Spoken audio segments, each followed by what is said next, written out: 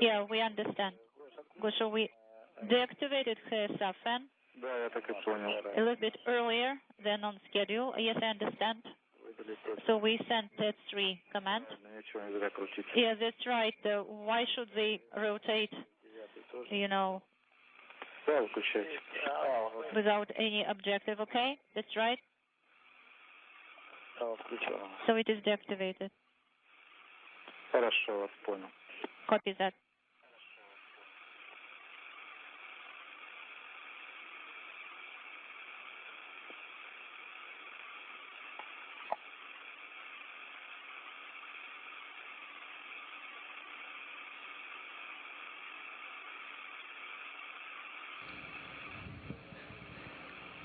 Soyuz TMA 08M undocked from the International Space Station right on time earlier this evening at 6:35 p.m. Central. And we have some video that we can play of their undocking as they backed away from the International Space Station. That's next here on NASA TV, and this is Mission Control Houston.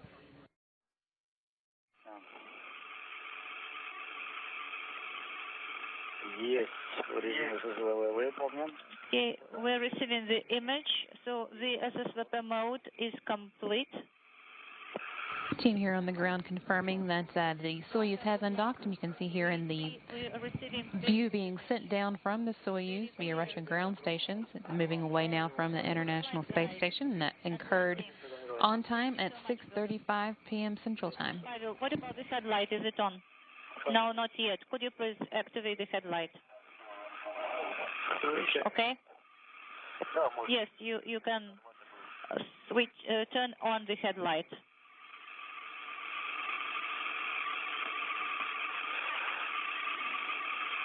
We can see you clearly. We are departing, you know, with the nose slightly raised up. The headlight is turned on. Copy that. Turned on. Somehow, you know, the light of the headlight looks a little bit weird. Do you observe the interface? I don't see all of it. Of course, it's in shadow. Okay, let's do the AGC mode. Okay. Sasha, AGC mode.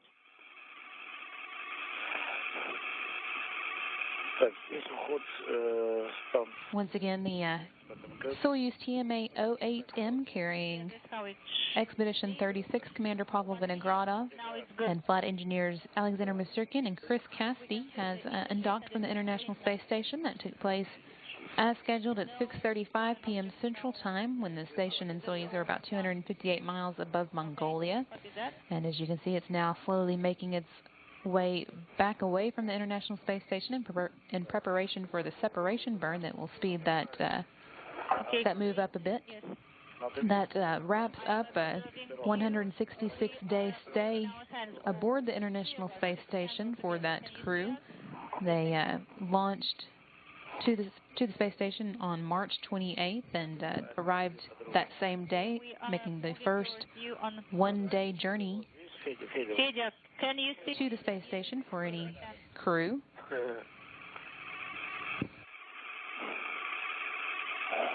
And with that undocking, it now officially marks the beginning of Expedition 37 for the crew members left on board the space station. That's good. Their commanders now Fyodor Yurchikhin, 4502, and along with him, flight engineers Luca Parmitano and Karen Nyberg. We are standing by for the depot activation. We have activation. We're observing. Now and the team here on the ground also now confirming that the separation burn is in progress. So the deactivation of depot, we are observing. And that 15-second burn now complete. Wide angle lens. The 15 seconds that the Soyuz jets fire ease it farther away from the International Space Station at a rate of just over a mile per hour. It begins by moving it zenith and then aft the space station.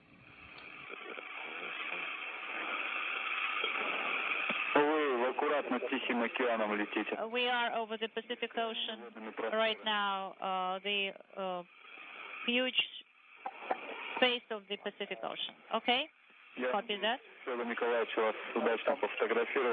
I hope that Fyodor made a few very good shots, you know,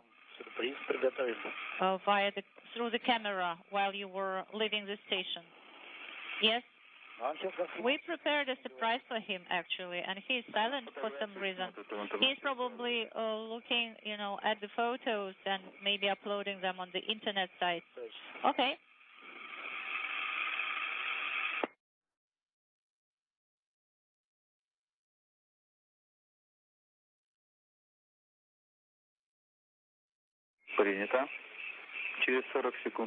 In 40 seconds, we will have the maneuver.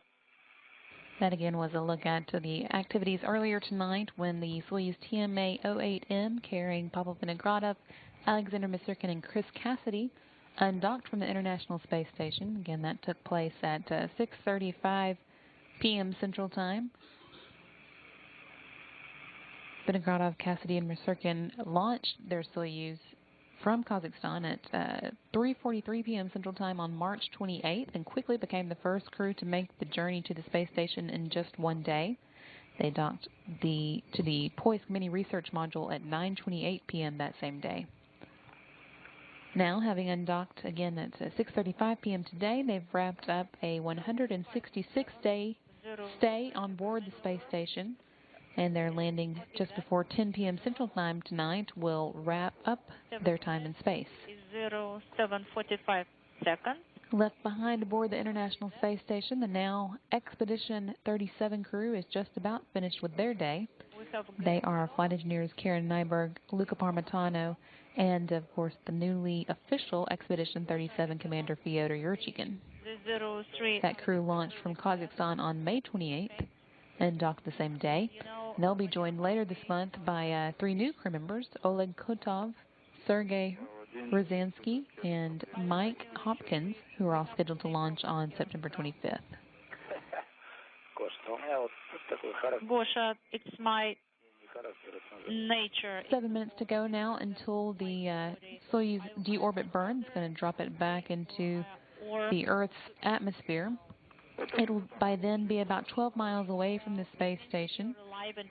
That burn will start just 4 seconds after 9:05 p.m. Central Time and last for 4 minutes and 46 seconds to wrap up 50 seconds past 9:09 p.m. Central.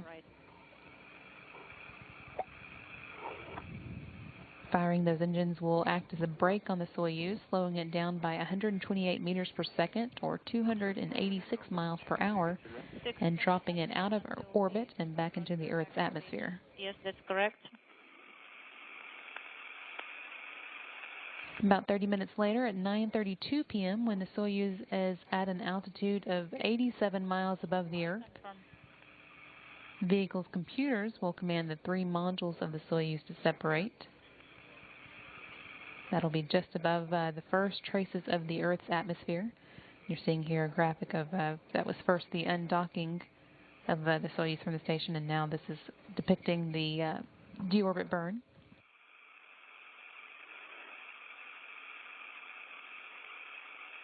And there's the separation I just mentioned, the orbital module on top, which is where the crew has a small amount of room to move around during its flight to the station after launch. And the instrumentation and propulsion module on the bottom, which houses the oxygen storage tanks, attitude control thrusters, avionics and communications and control equipment. Both of those separate from the descent module, which was in the middle and which you see here descending to the Earth under its parachutes.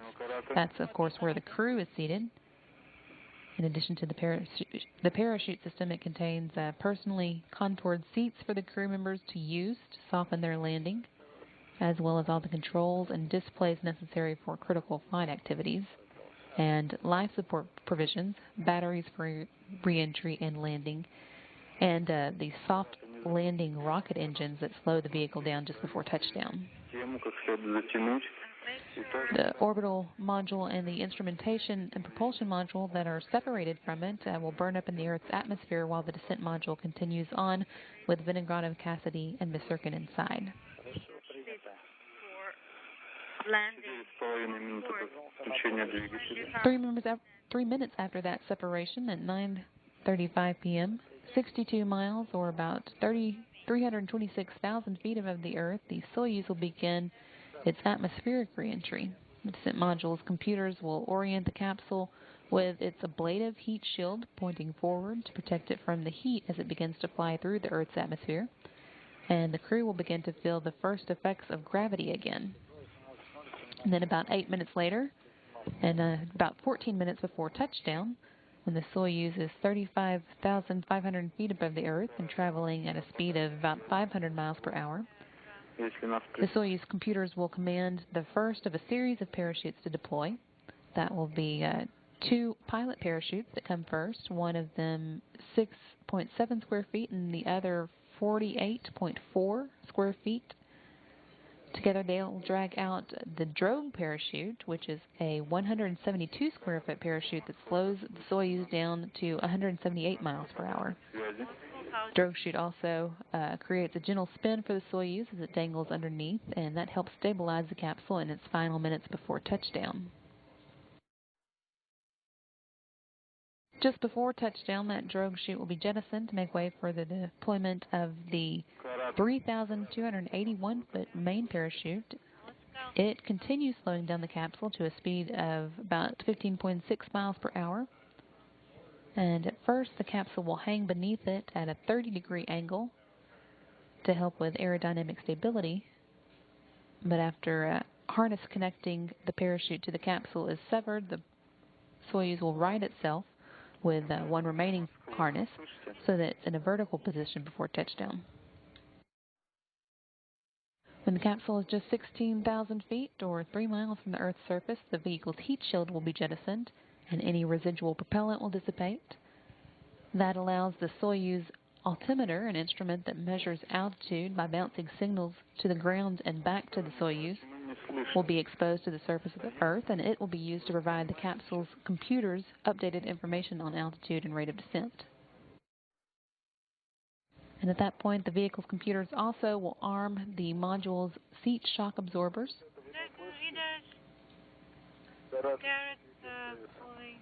And Pavel Vinogradov will get a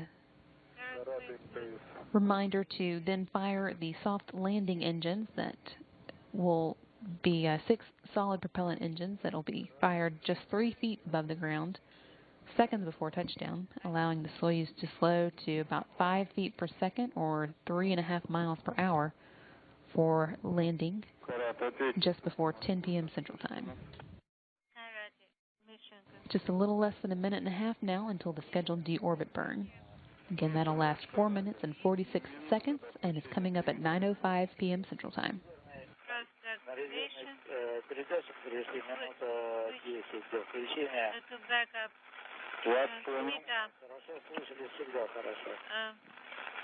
Понял, сказал основной передатчик, работаем на резерве. Okay, so the main transmitter failed, we are working on the backup. ТДУ 18, 9, nominal, ready. Контролируем. Yes, copy. Режим стабил. Monitoring stable mode. Yes, we do have preparations for stabilization. Got the lid is open. Контролируйте SG. Monitor SG. 20 seconds now to the deorbit burn. That's going to drop the Soyuz vehicle back into the Earth's atmosphere and put it on a course for its landing in Kazakhstan just before 10 p.m. Central. Monitor the burn. 3 seconds. 1. Got it.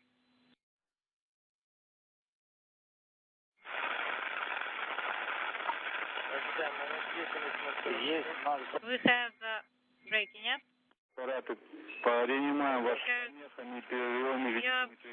Breaking up, continue reporting.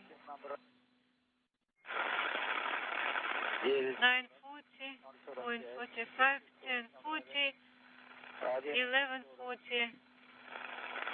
Schedule within norm. 12:75, 13:75. Now. Team here on the ground confirming that the deorbit burn did start on time. That again is going to last 4 minutes and 46 seconds. 50 seconds, 21.9. Firing the Soyuz engines for that amount of time is going to slow the spacecraft down by 128 meters per second, or about 286 miles per hour. That again acts as brakes that drop the spacecraft back into the Earth's atmosphere and out of space, putting it on course for its landing at 9:58 p.m. Central Time in Kazakhstan. 1:45, 58.3. Copy. Your schedule.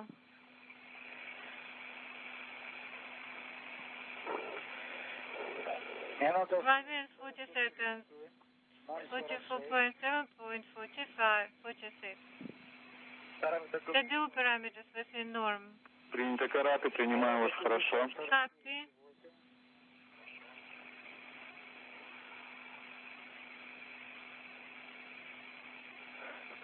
Two minutes 53 and 4. 0.45. Copy. 210. 59.7.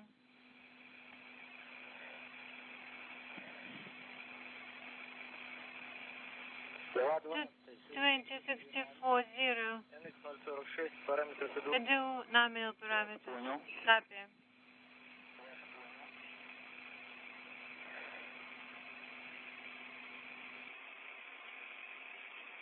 240, 71 meters. Принято. Copy.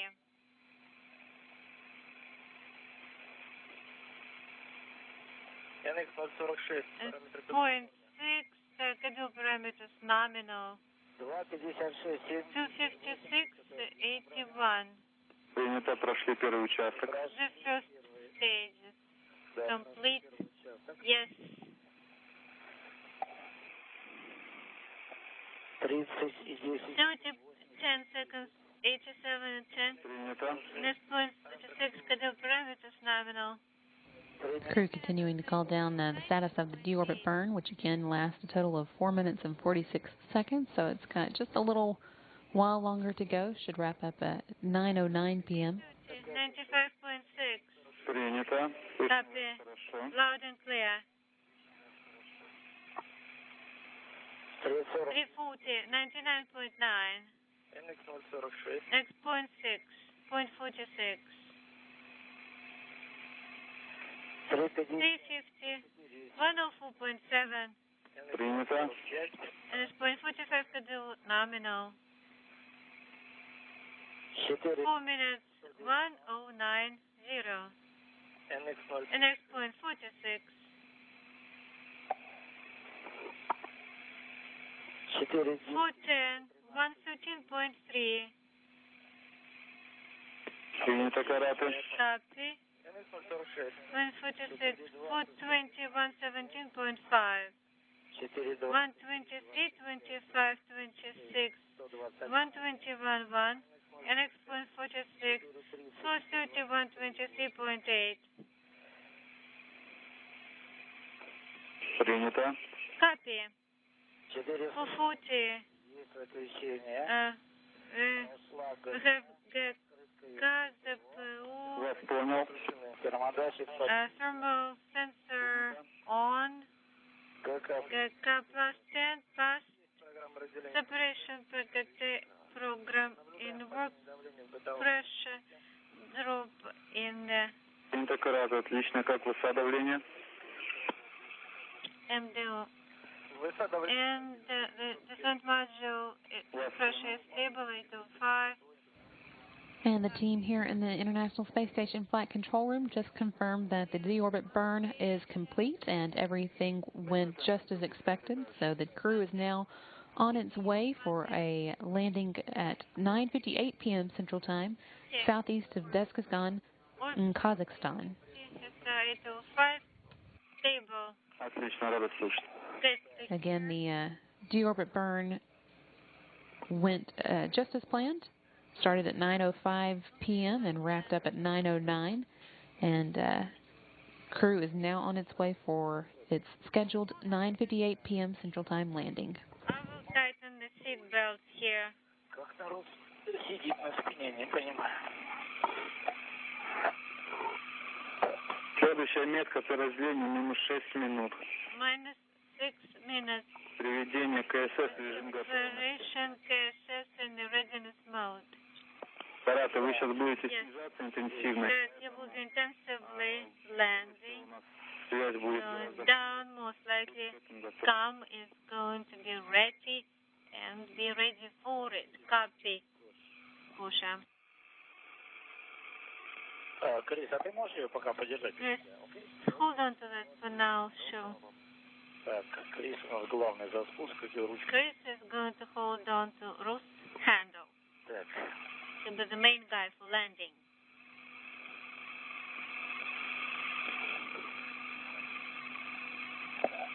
All right, guys, go home now. Yep.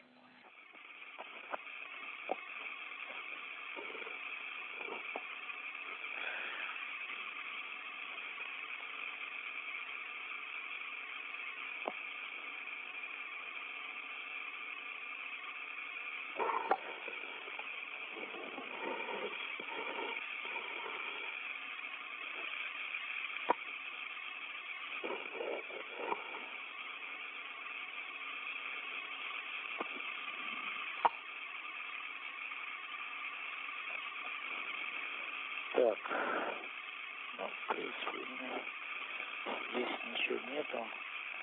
Так, сколько мы с тобой наработали? 128. So we have 128.2, right? А здесь она показывает And we have 128.6. Ладно. Okay?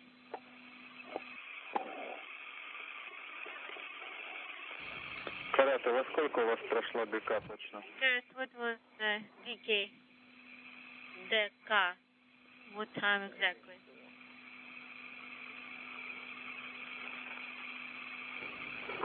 Now 45 minutes away from the scheduled landing of Pavel Vinogradov, Alexander Masurkin, and Chris Cassidy.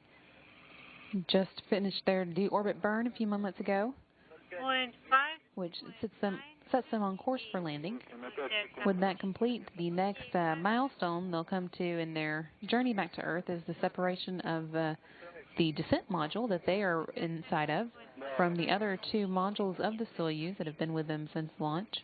The orbital module, where the crew has a small amount of room to move around during the flight to the space station, and then the instrumentation and propulsion module on the bottom, which houses the oxygen storage tanks, attitude control thrusters, and other equipment. Saw there a graphic or animation of the descent module's journey back to Earth. It's the part that carries the the crew through the Earth's atmosphere and protects them from the heat with its ablative heat shield. And then it also, of course, has the parachute system that allows them to land safely back on Earth. Again, that's the next milestone the crew will hit in their journey back to their landing spot in Kazakhstan.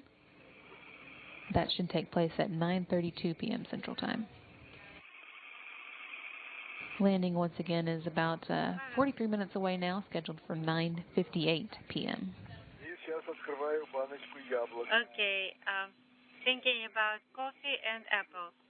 Вижу насквозь даже с дальности километров 270. Right, I can sense how you are Enjoy yourself over there. Вы на свету будете. Ну, я попробую посмотреть на вас, конечно. Okay, you will be in light. I will try to see exactly what you're eating there.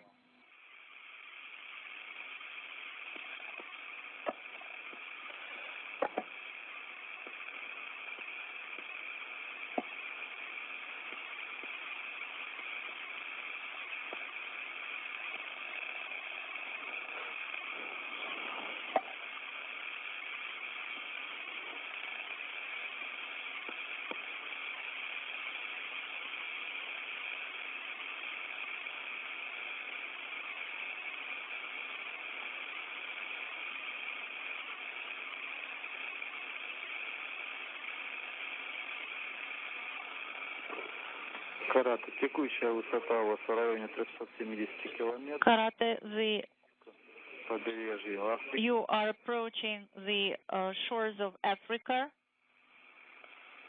Понятно. Okay, copy that. Первый ожидается через 20 минут. The reentry will be in 20 minutes. That's the expected time. Copy, Gosha. 20 minutes, the reentry.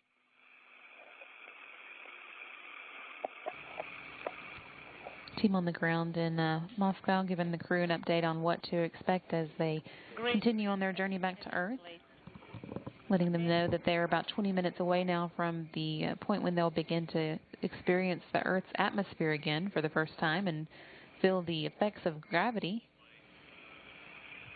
Also for the first time for the past 166 days that they've spent in space. Are you hot? No, I'm fine.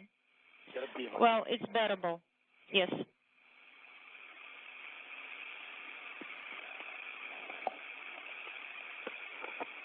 You also heard the crew discussing some of the things they're looking forward to getting again when they arrive back on Earth, including coffee and an apple, I think they said.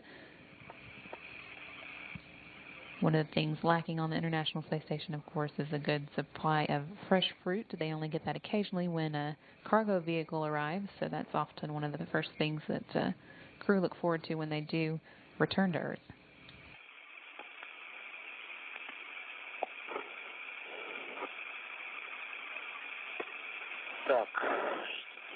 So what else do we need to do?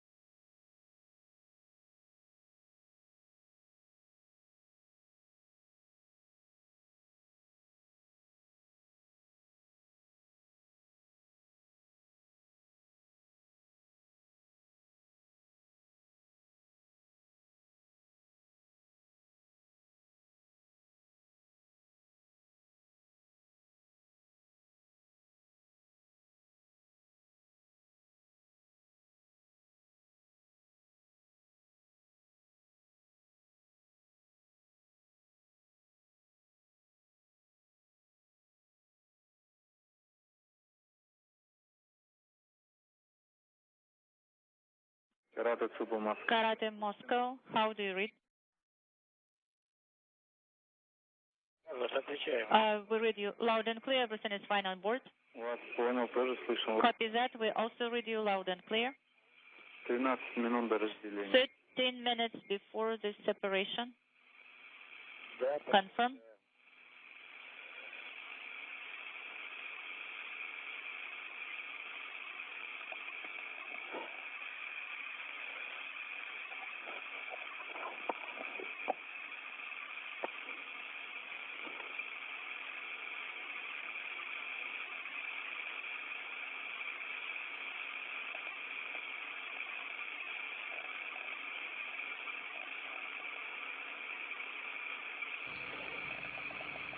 Everything continuing to go smoothly as the crew makes their way back to Earth. They're now 37 minutes away from their scheduled landing time, 10:58 p.m. Central Time. That's just before 9 a.m. in the morning Kazakhstan time, where they'll be landing southeast of Deskistan. Before the separation, you will have to release all toggle switches and further on to have COM without the depress of the COM buttons. Yes, copy that. And another reminder, in case of the separation failure, in automated mode, you will have to enter the time of entry manually and use the RUS. Yes, we understand. But we will hope that everything will be nominal. Okay, copy that. View here of the flight control room in Moscow. You're hearing the team from Moscow talk with the crew about the next upcoming milestone in their journey back to Earth, the separation of the descent module from the orbital module and the instrumentation and propulsion module of the Soyuz vehicle. That'll take place when the vehicle is about 87 miles above the Earth. And that allows the middle portion carrying the crew, seen here in this animation of landing, to use its heat shield, an ablative heat shield that burns away rather than transferring the heat of reentry onto the spacecraft to protect the crew and then bring them down for landing on the burner with its parachute system.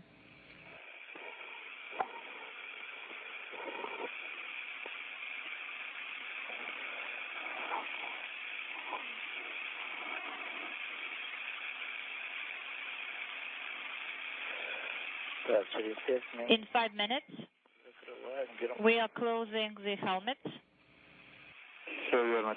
Yes, that's correct, Karate.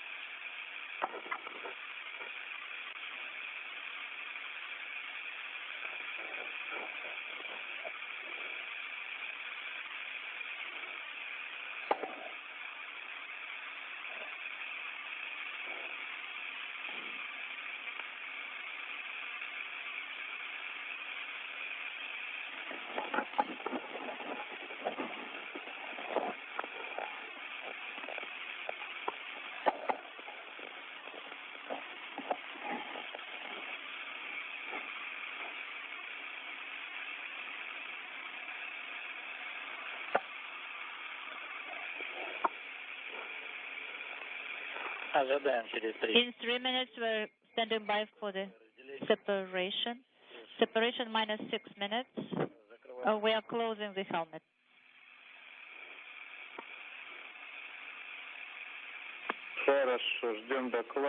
Copy, we're standing by for your report on your actions.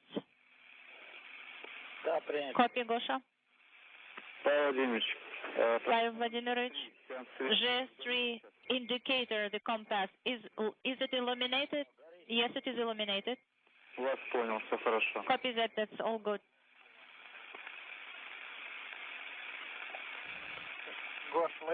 Gosha, we activated on the SKD time -1 according to the ODF. Karate, close the helmets and transfer the KSS automated hardware for to the mode of readiness mode. In work. Okay, we have checked everything, that there are no foreign objects, and please be careful while you're closing the helmets. Okay.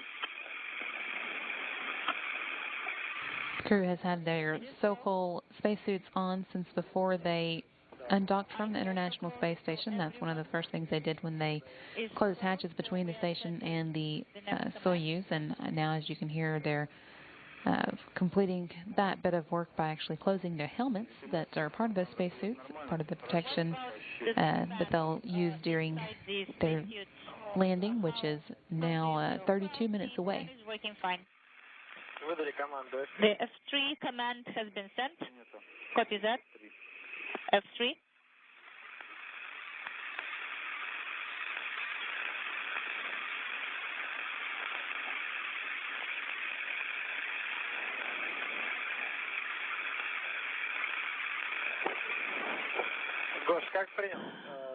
How copy? You asked about GS3. Yes, I told that we activated it. You know, when it was when we were told to activate it. Yes, copy that.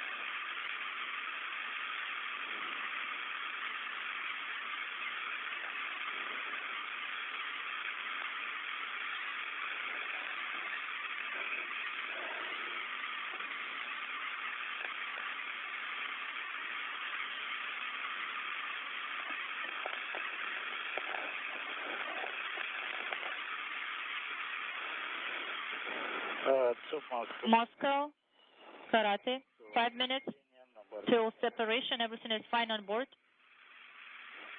The helmets are closed. We are ready for the separation. 5 minutes, yes, that's correct. We confirm 5 minutes. Everything is according to the schedule. Everything is nominal.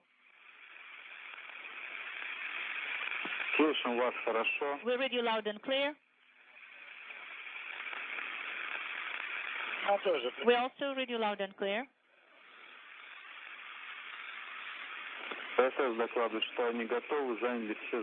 rescue, search and rescue team is reporting that they are ready. Great. Thank you. 30 minutes away now from the scheduled landing of Soyuz TMA 08M carrying Pavel Vinogradov, Alexander Misurkin, and Chris Cassidy home from the International Space Station. As you can hear, the crew reporting that everything is going nominally on board the Soyuz and everything going well on the ground as preparations proceed for their arrival in Kazakhstan.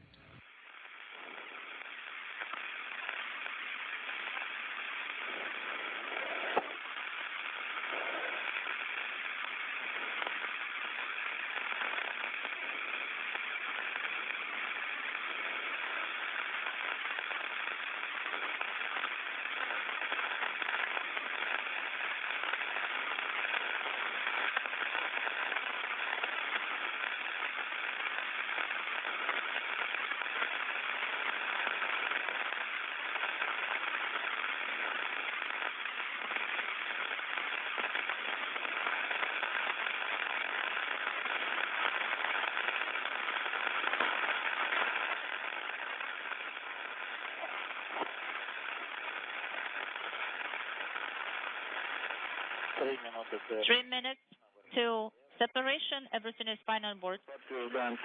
We confirm. 3 minutes. Everything is according to the schedule. Everything is nominal. Crew reporting all continuing to go well as they head towards the point where their descent module that they will stay in for the duration of their landing will separate from the other two portions of the Soyuz, no longer needed now that they're returning to Earth. Those two portions will be allowed to burn up in the Earth's atmosphere. And by getting rid of them, that allows the descent module that the crew stays in to expose its heat shield how do you read? And point it into the Earth's atmosphere as it begins experiencing that atmosphere that creates the heat seen during reentry. And so that's timed just before the spacecraft does begin to experience the Earth atmosphere again.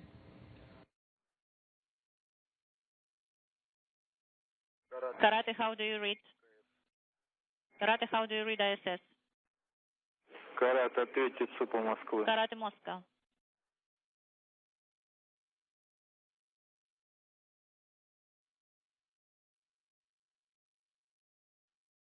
Карат, СУПа Karate, Moscow. Москвы. Мы вас не слышим. We do not read you. Если нас слышите. If you read us, please call us. Карат, 1,5 минуты до разделения. 1.5 minutes until separation.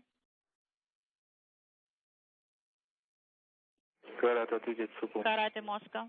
Если нас слышите, контролируйте. If you read us, please control the launch of the separation program.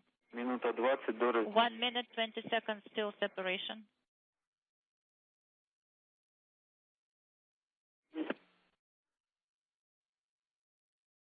Карат, СУПа Москвы. Karate, Moscow. 1 minute before separation.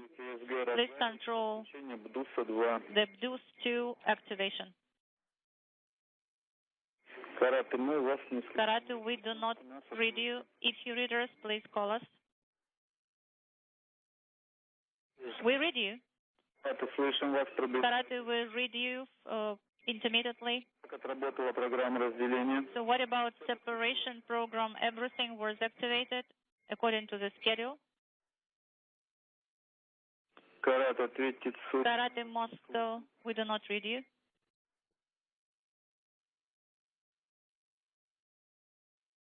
КФ, вы принимаете корабль? Station, do you hear vehicle? Do you read vehicle? Карат, Karate, how do you read the ISS? Karate, ISS, how do you read us? Карат, 10 секунд до Karate, 10 seconds till separation, be ready. 5 секунд до 5 seconds till separation.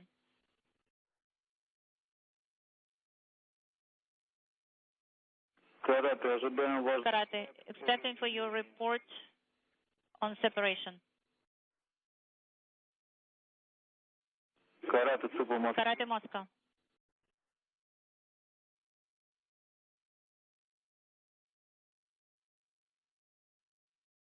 Карат, ответить СУПа. Karate, Moscow, if you can read us, Прошу разделение. we have separation on telemetry.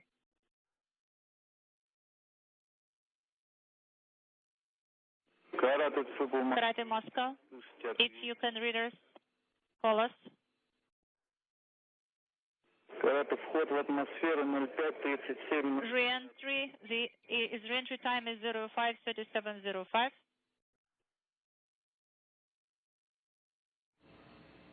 Less than 25 minutes now until the scheduled landing of Soyuz TMA 08M, Call us. just past the point where the descent module would separate from the other two portions of the Soyuz and get ready for the first experience in 166 days for the crew of the Earth's atmosphere and gravity. Karate, if you can read us, please call us.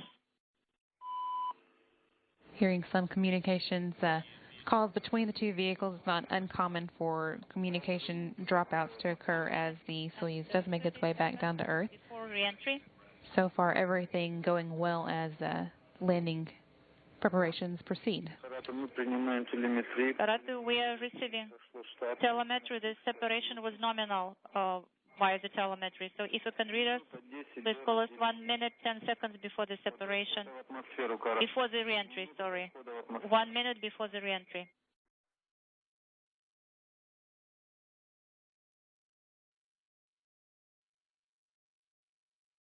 Карат, ответить СУП. Karate, Moscow, Слышите нас? if you can read us.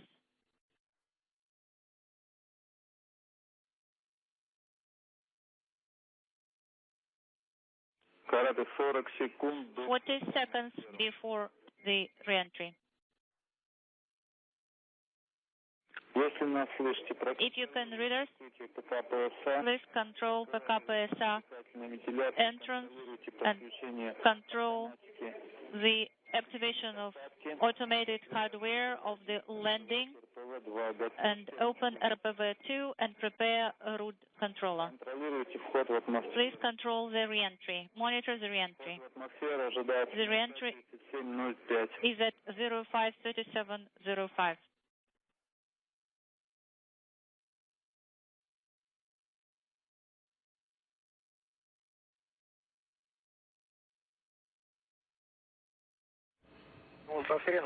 So we are rolling, tumbling. Yes, we're waiting for your report. We can hear you some. Carrot Mission Control Moscow, how do you read us?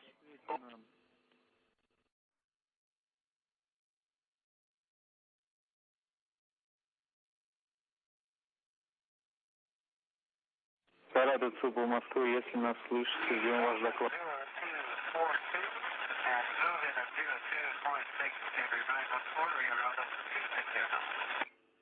Карат, пробиваетесь. Mission Control Moscow will read you some. With interference, please report continuously. If possible,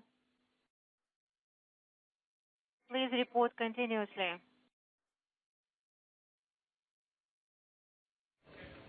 Soyuz has now begun entering the Earth's atmosphere. This is when the crew first feels the effects of gravity after 166 days in space without it.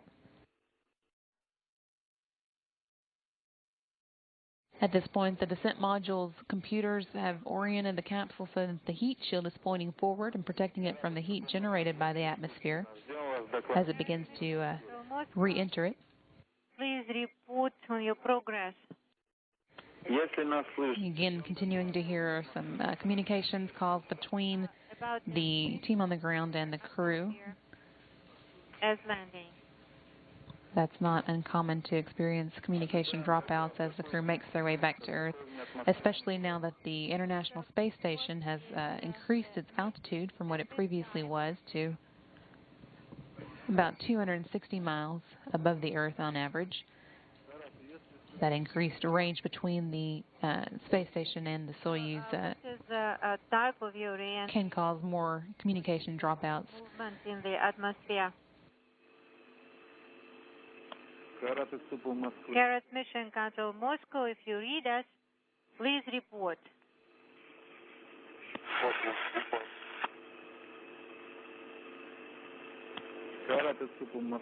Carrot Mission Control Moscow.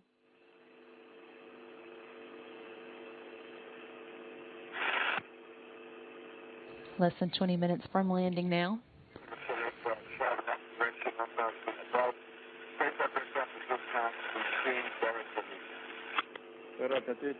Carrot Mission Control Moscow.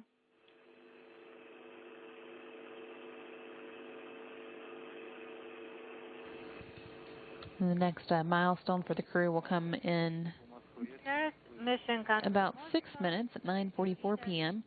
When they're about 15 minutes away from touchdown. That's when the computers on board the Soyuz will command the first of the parachutes to deploy. That'll be 2 pilot chutes that will then pull out a larger drogue chute.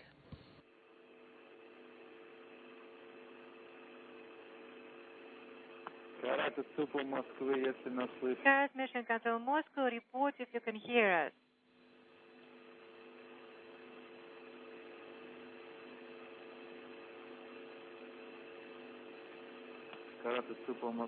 Carrot Mission Control Moscow, we are waiting for your report.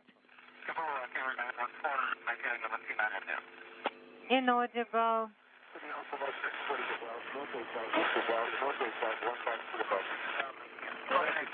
Carrot Mission Control Moscow. Carrot, if you read us, please report. What is the miss in the atmosphere at this time?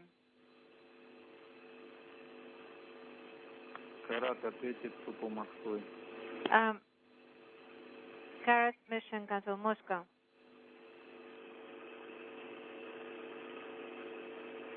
Sarah, ответьте СУПу Москвы. Transmission control Moscow. Sarah, ответьте СУПу Москвы, если нас слышите. If you can hear us, please report.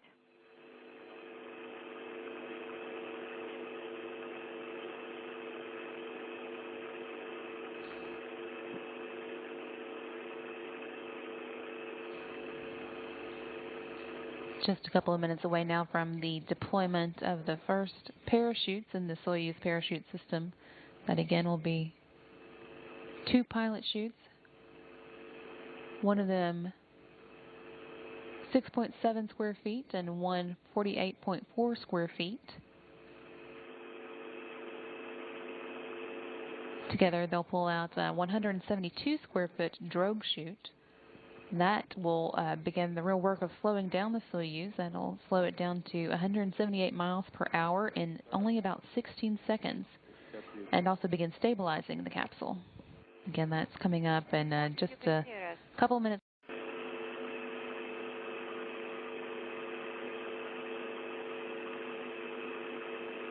Sarah, СУПу Москвы, как слышите нас? Mission control Moscow, calling Carrot.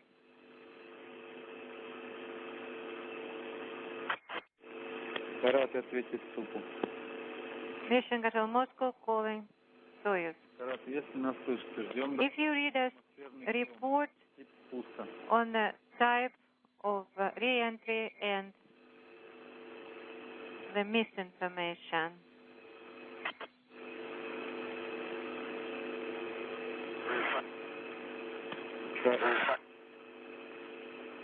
Sarah, ждем ваш доклад. Waiting for your report. 2 and 7. Мы вас слышим. We read you guys. 2.7. Controllable re-entry. Delta TVM 4. Copy. Как самочувствие экипажа? How's the crew doing? Doing good.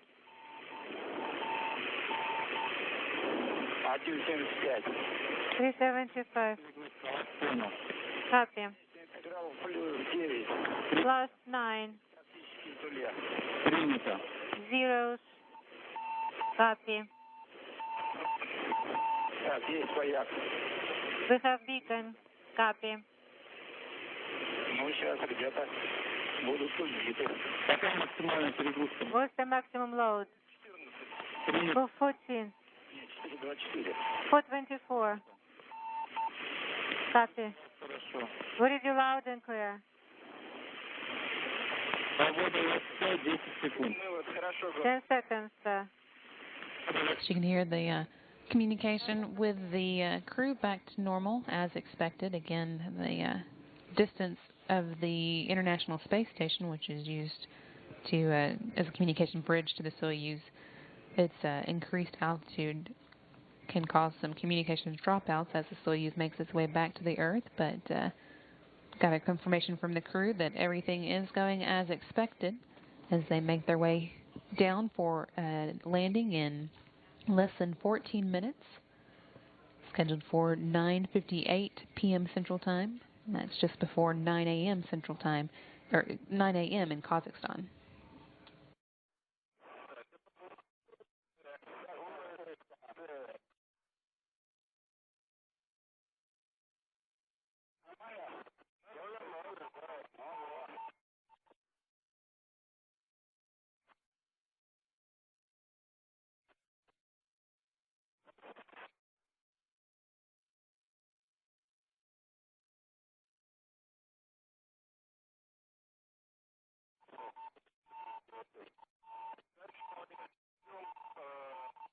Once again, everything going as planned as the crew makes its way towards a 9:58 p.m. Central Time touchdown in Kazakhstan. At this point, their parachutes should be beginning to activate, again with 2 pilot chutes. First, dragging out a larger drogue chute that will start the real work of slowing down the Soyuz on its journey down to Earth. In just 16 seconds, it'll slow it down to 178 miles per hour and begin stabilizing the capsule. And then it will be jettisoned to make way for a 3,281-foot main parachute, which finishes the work of slowing down the module to about 15.6 miles per hour.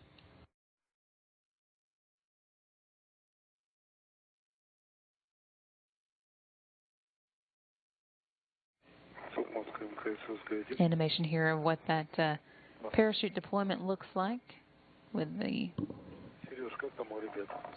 drogue and main parachute.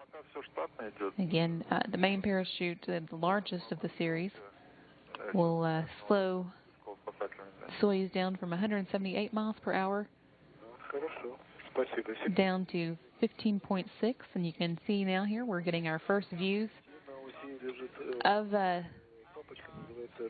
Soyuz below its parachute. Saw it just for a moment there, and I'm sure it'll come back into view quickly.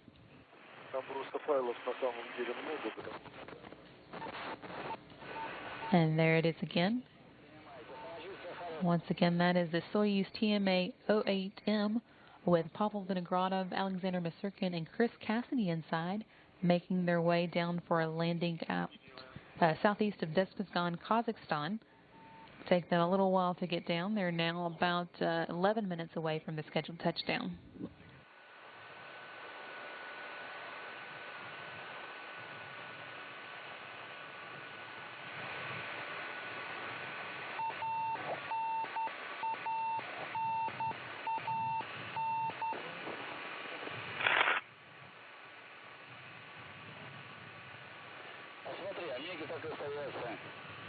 Да вот странно, что индикация не то совсем.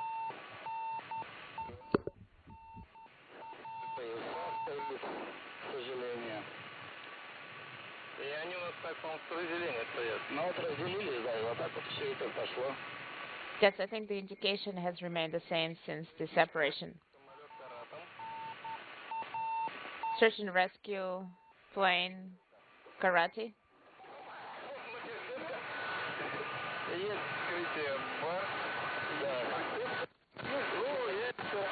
We have the opening. We have the protective cover opening. Everything is nominal.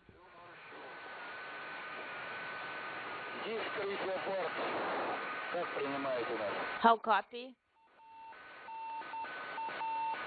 Team here on the ground also confirming that the Soyuz has now jettisoned its heat shield, having made its way safely through the Earth's atmosphere. That occurs when it's about 16,000 feet above the ground, and getting it out of the way allows the Soyuz's altimeter to see the Earth below and get an altitude and rate of descent reading. The pressure readings. Around this point, the Soyuz seat shock absorbers are also turned on. Again, another way to help the crew steam. Yes, I think it's steam. It's not. Stay comfortable through landing.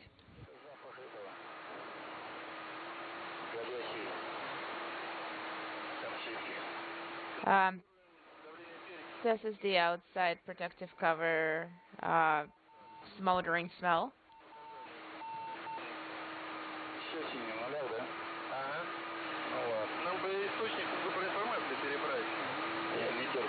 Do we need to reselect the data for Stachnik? Don't worry about it.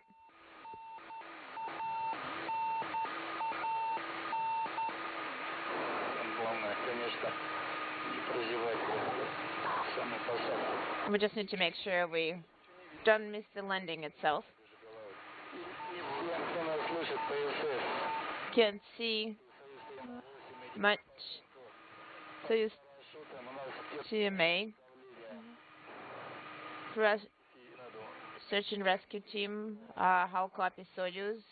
We're coming in for landing. Have the parachute open.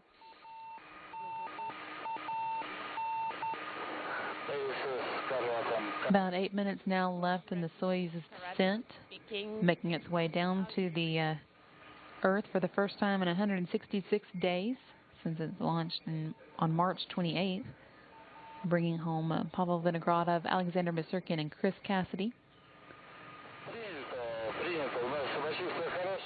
Copy.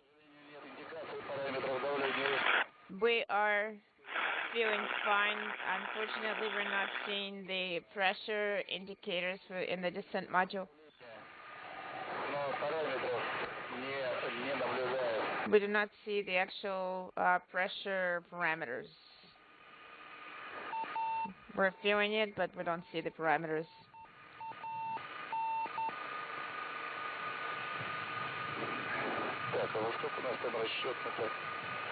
What is the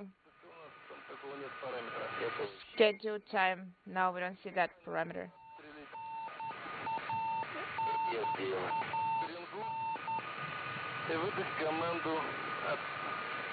We need to send the command to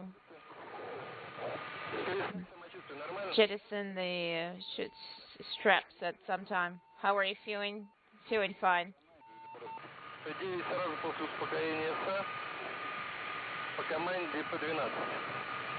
As soon as the SA stabilizes at 12, we're feeling fine. If you could tell us our altitude.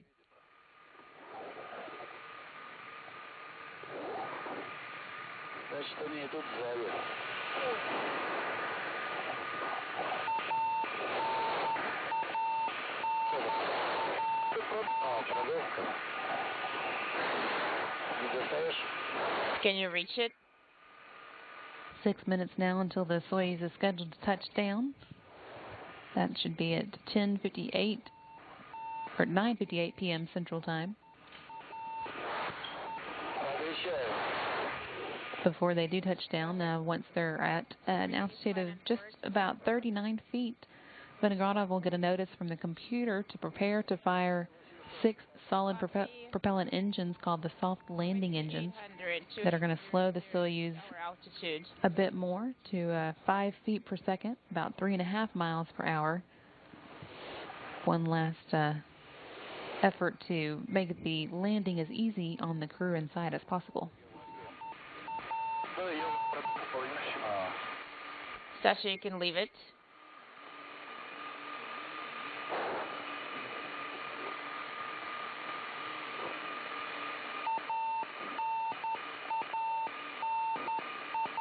About 5 minutes now left in the Soyuz's descent back to Earth.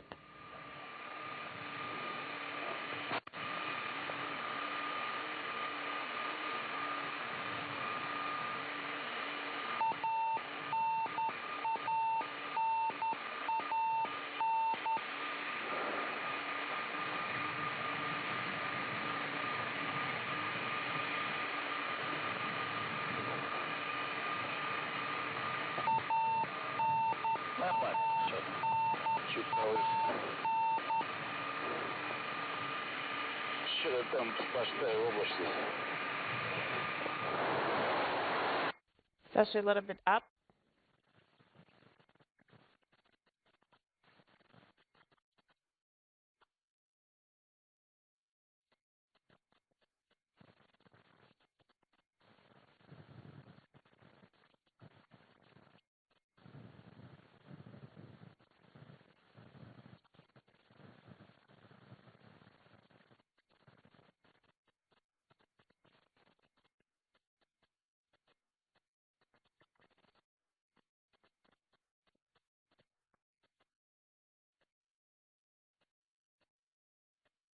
Also getting a view there, in addition to the Soyuz, one of the helicopters in the area to meet it at its landing spot. In all, there are about 12 helicopters that are involved in landing operations, 8 of them here at the expected landing site, and then 4 others deployed elsewhere in case of a ballistic landing, which obviously was not the case this time, and then between the 2 sites to be of help wherever needed. Copy. Thank you. We're waiting. About 3 minutes left now before the Soyuz is scheduled to touch down. Again, landing southeast of Deskizgan, Kazakhstan.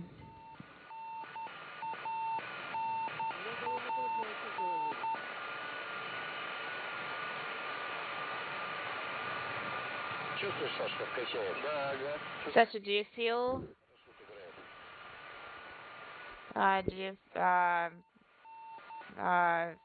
feel how the parachute is playing and we're being waved around? Yes.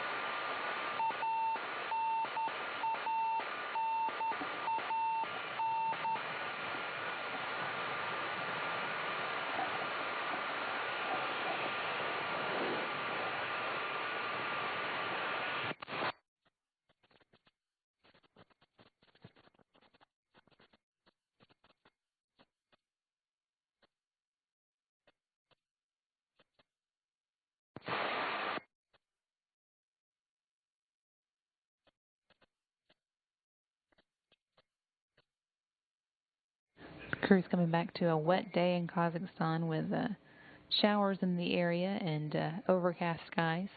The temperature should be around 70 degrees Fahrenheit and warming up to about 80. So much more comfortable than many of the landings which have taken place in snowstorms in the past.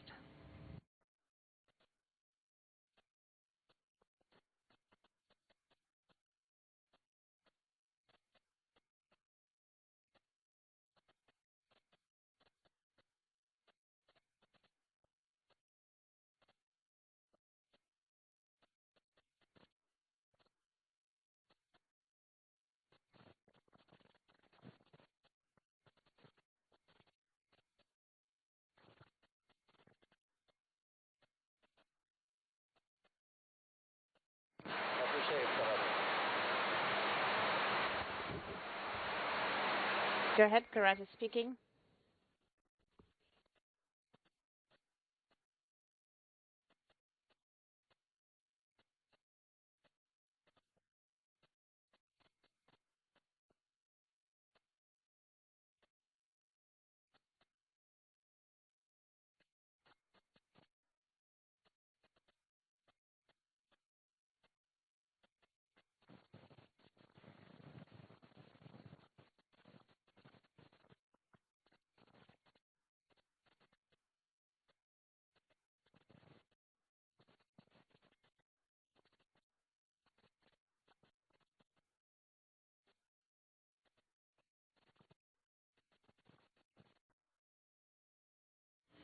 And as you can see, Soyuz TMA 08M has now landed. It was at 10:58 p.m. Central Time.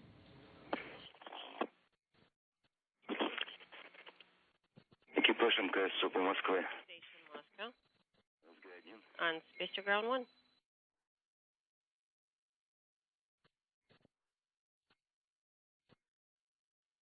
Rafael, go ahead, please.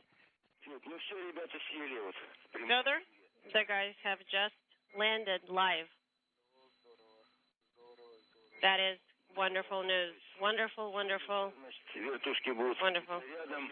Right, so the choppers are Вытаскивать и так далее. about ready to land, and they're going to get in position to extract the crew momentarily. And Fyodor, do you want to stay up, or do you want to go to bed? No, I want to wait until the guys are extracted from the capsule. I will wait anxiously. That will be the final report of the day. Okay, Fyodor, no problem. As soon as we see it with our own eyes, we'll inform you of that. Very good. You heard there the Expedition 37 commander still on board the International Space Station, just informed of the Expedition 36 crew's landing in Kazakhstan. Go ahead. Took place at 9:58 p.m. Central Time. or 8:58 a.m. Kazakhstan time, and it brings to end a 166-day stay in space for these three members of the Expedition 36 crew, Commander Pavel Vinogradov, Flight Engineers Chris Cassidy, and Alexander Misurkin. To see what we've gotten. Actually, we haven't gotten anything in the last 3 days via Regal.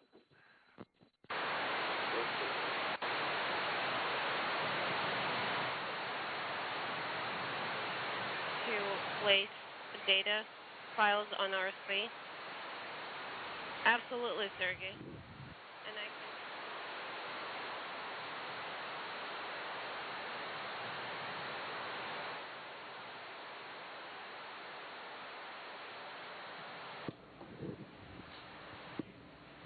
This landing now marks the end of Alexander Misurkin's first trip into space and Chris Cassidy's second, with that 166 days added to the 15 days that Cassidy spent in space during the STS-127 space shuttle mission in July of 2009. Cassidy now has a cumulative total of 181 days spent in space.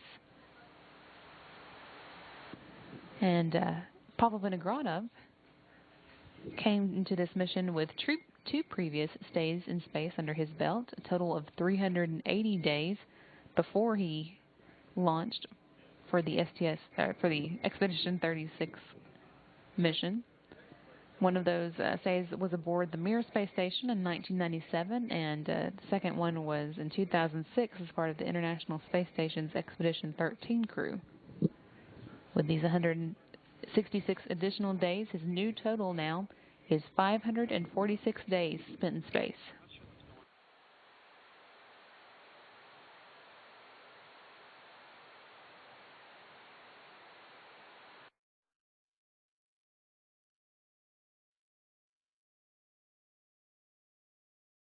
Once again, landing did take place right on schedule at 9:58 p.m. Central Time. Crew now safely back on the ground, and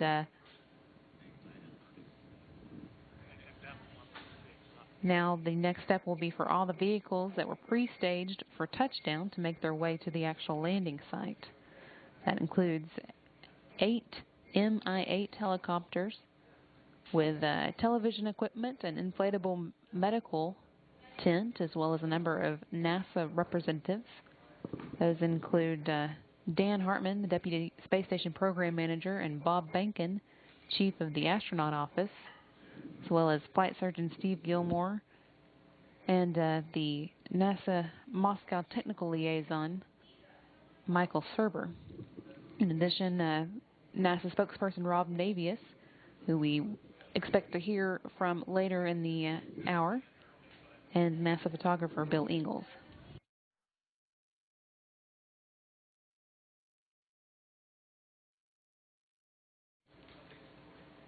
View here inside the flight control room in Moscow, where the screen at the front of the room shows a photo of a previous landing, and across the top there in Russian the words "they've landed."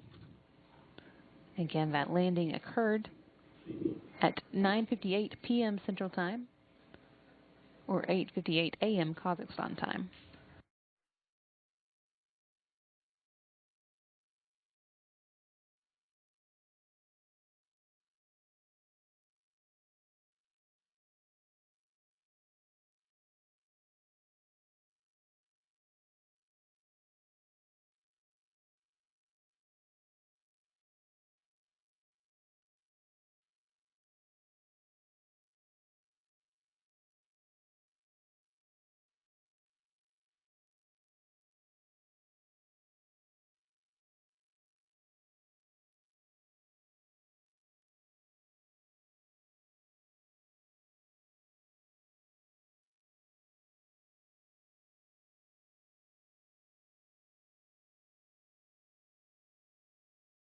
Once all the helicopters arrive at the landing site, there will be some time spent setting up a portable medical tent near the capsule. There, the crew will be able to change out of their launch and entry suits. To get them to that point, Russian technicians will open the Soyuz's hatch and help the crew members out. Since they've been living in zero gravity for the past 166 days, they'll be feeling the effects of being back on the Earth's surface. And so they're going to be seated in special reclining chairs near the capsule for some medical tests. In addition, NASA astronaut Chris Cassidy will be undergoing a few additional medical tests in private to help establish a baseline of data that will be used to evaluate the effects of astronaut Scott Kelly's one-year-long stay in space, which is scheduled to begin in 2015.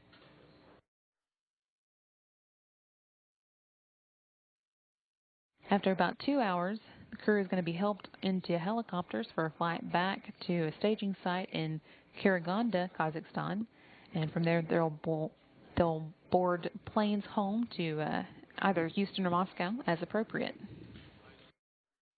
Again, they have arrived safely back on the Earth's surface, with the landing taking place right on schedule at 9:58 p.m. Central Time.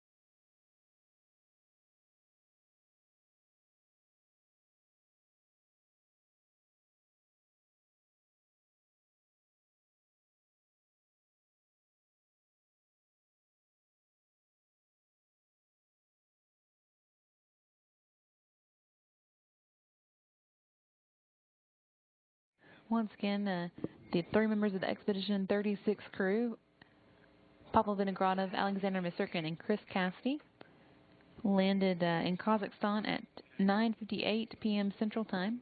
Now the teams that were pre-staged via helicopter before their landing are getting the area set up to help them out of the Soyuz and get ready for some medical tests that will take place before they are ready to board helicopters for another staging site before they get on airplanes that will be taking them home.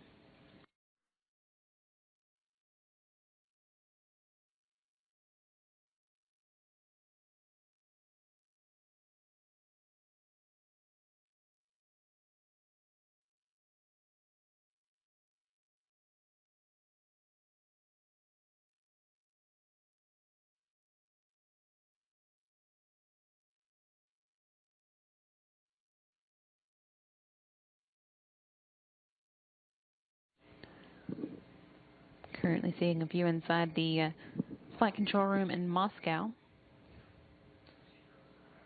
where it's clear that the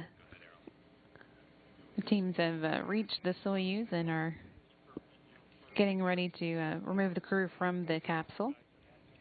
Once again, since they haven't experienced the Earth's gravity in 166 days, they'll be first helped over to some reclining seats.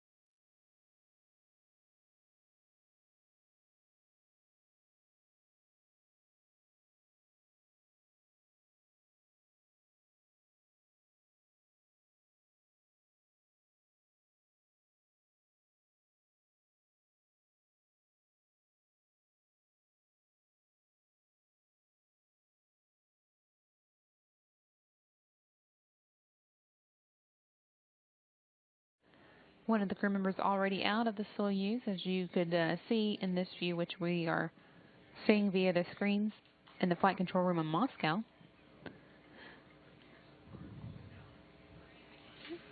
And the team's here getting ready to help the remaining 2 crew members out of the Soyuz.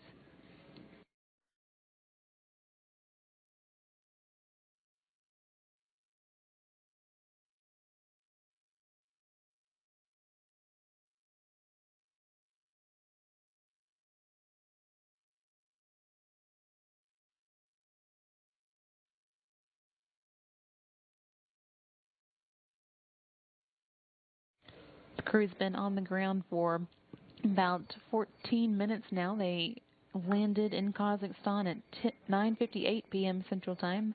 That is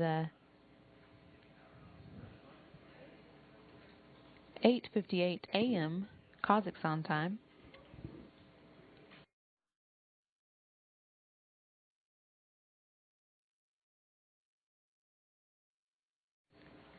And although there was a chance of showers in the area, it does not look like it's currently raining there, so crew able to enjoy some reasonably good weather as they are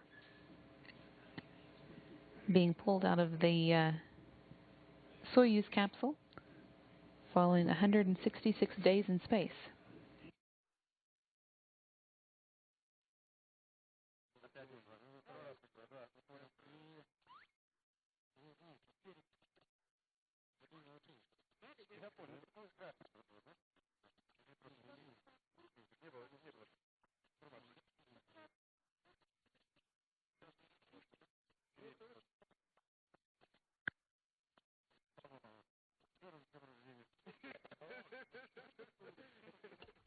Happy birthday again.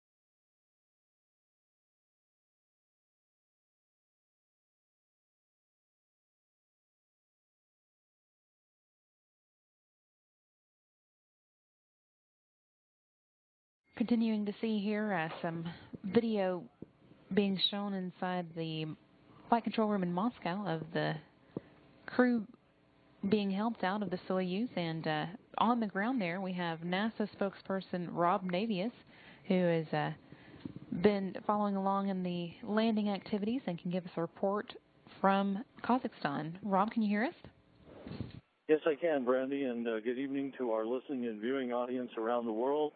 I don't know if you've had live TV from the landing site yet. You'll probably be getting that shortly.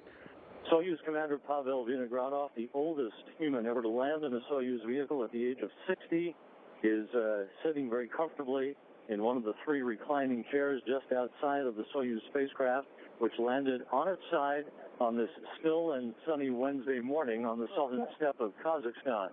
The inertia technicians and the search and recovery forces who arrived within literally seconds of the touchdown of the Soyuz TMA 08M spacecraft are in the process of extracting Chris Cassidy and Alexander Mazurkin as well. They will be placed in those reclining chairs flanking Pavel Vinogradov just a few minutes from now. We'll stay on with you through the extraction of the crew, and then after a few minutes to get their land legs, as it were, they'll be hoisted on those reclining chairs and brought into a nearby inflatable medical tent to begin some unique pilot field tests, as they are called. These are tests that are designed to add to a database for not only the one-year crew, Scott Kelly and Mikhail Kornienko, when they return from their year-long sojourn on board the International Space Station in March of 2016, but also for interplanetary travel as well. These tests will include Cassidy and Mazurkin, who will be attended by NASA and Institute of Biomedical Problems personnel, taking data on their ability to, unassisted, move to a standing position from a sitting position, then from a prone position to a standing position, and then a heel-to-toe walk on an unassisted basis. And Rob, just so you know, we are seeing live video now, and I can tell that Cassidy as well as Vinogradov are both out of the capsule. It looks like everything's going pretty smoothly. Indeed, absolutely smoothly and very efficiently. And Alexander Mazurkin will be extracted from the Soyuz spacecraft just moments from now. It actually almost is easier to extract the crew from a spacecraft lying on its side. They simply open up the top hatch, and away they go in extracting the crew. Everything going very smoothly here. And the early minutes following the uneventful and on-target landing of the Soyuz spacecraft. So we're waiting for Mazurkin to be brought out of the spacecraft. That should occur just moments from now. A big wave from Pavel Vinogradov as he completes a mission that ranks him in the top 10 in the all-time endurance list for most days spent on orbit. Brandy? That's impressive that he's able to have such a big smile after spending so much time in space and experiencing gravity for the first time in 166 days. You were saying, I think, that Cassidy and Mazurkin are both going to be undergoing some special medical tests. I know there's a slew of kind of standard tests they go through, but these are a little different and help us get ready for the first 1-year increment on board the space station. Yeah, that's correct, Brandy. These tests are designed to collect a brand new that will be important for the return of Kelly and Kornienko in March of 2016, as well as to begin a foundation for collecting data for an interplanetary mission to Mars in the not-too-distant future. And how's the weather out there for this landing? Well, the weather's just perfect. It's balmy, sunny.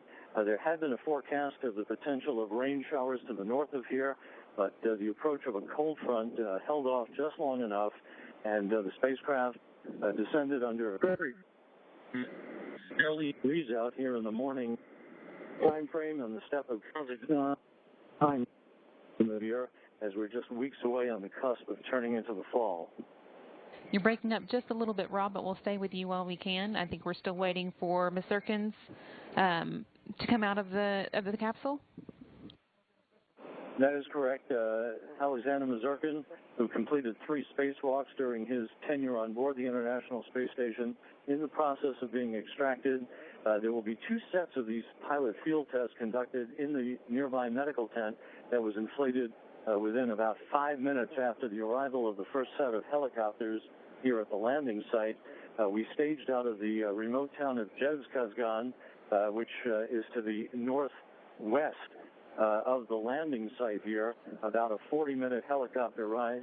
We were pre-staged onto the forward staging city of Jezkazgan because of the potential of bad weather. That never materialized, and the weather has turned out to be just superb and just an extraordinarily efficient recovery operation underway by the Search and Recovery Forces Rosaviatsa.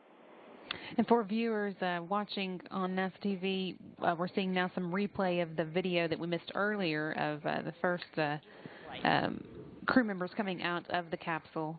This is, again, a replay, and back now with, looks like live video. Rob, how long do you expect those medical tests to take? And I'm assuming we will not be seeing them here on STV. They'll be conducted inside the medical tent, correct? No, absolutely. They'll be inside the medical tent. We expect that will add between, thank you very much, Chris Cassidy, offering a comment to me as I stand just on the outside of a rope line, basically, around which there are dozens of recovery personnel, cameramen, other members of the media, and, of course, the NASA contingent of recovery forces led by Mike Server, the Director of Human Spaceflight Operations in Russia, Sean Fuller, who is coming on as the new Director of Human Spaceflight Operations, the Deputy ISS Program Manager, Dan Hartman, and Chris Cassidy's Chief Flight Surgeon, who is Dr. Steve Gilmore, along with the Chief of the Astronaut Office, Bob Bankin.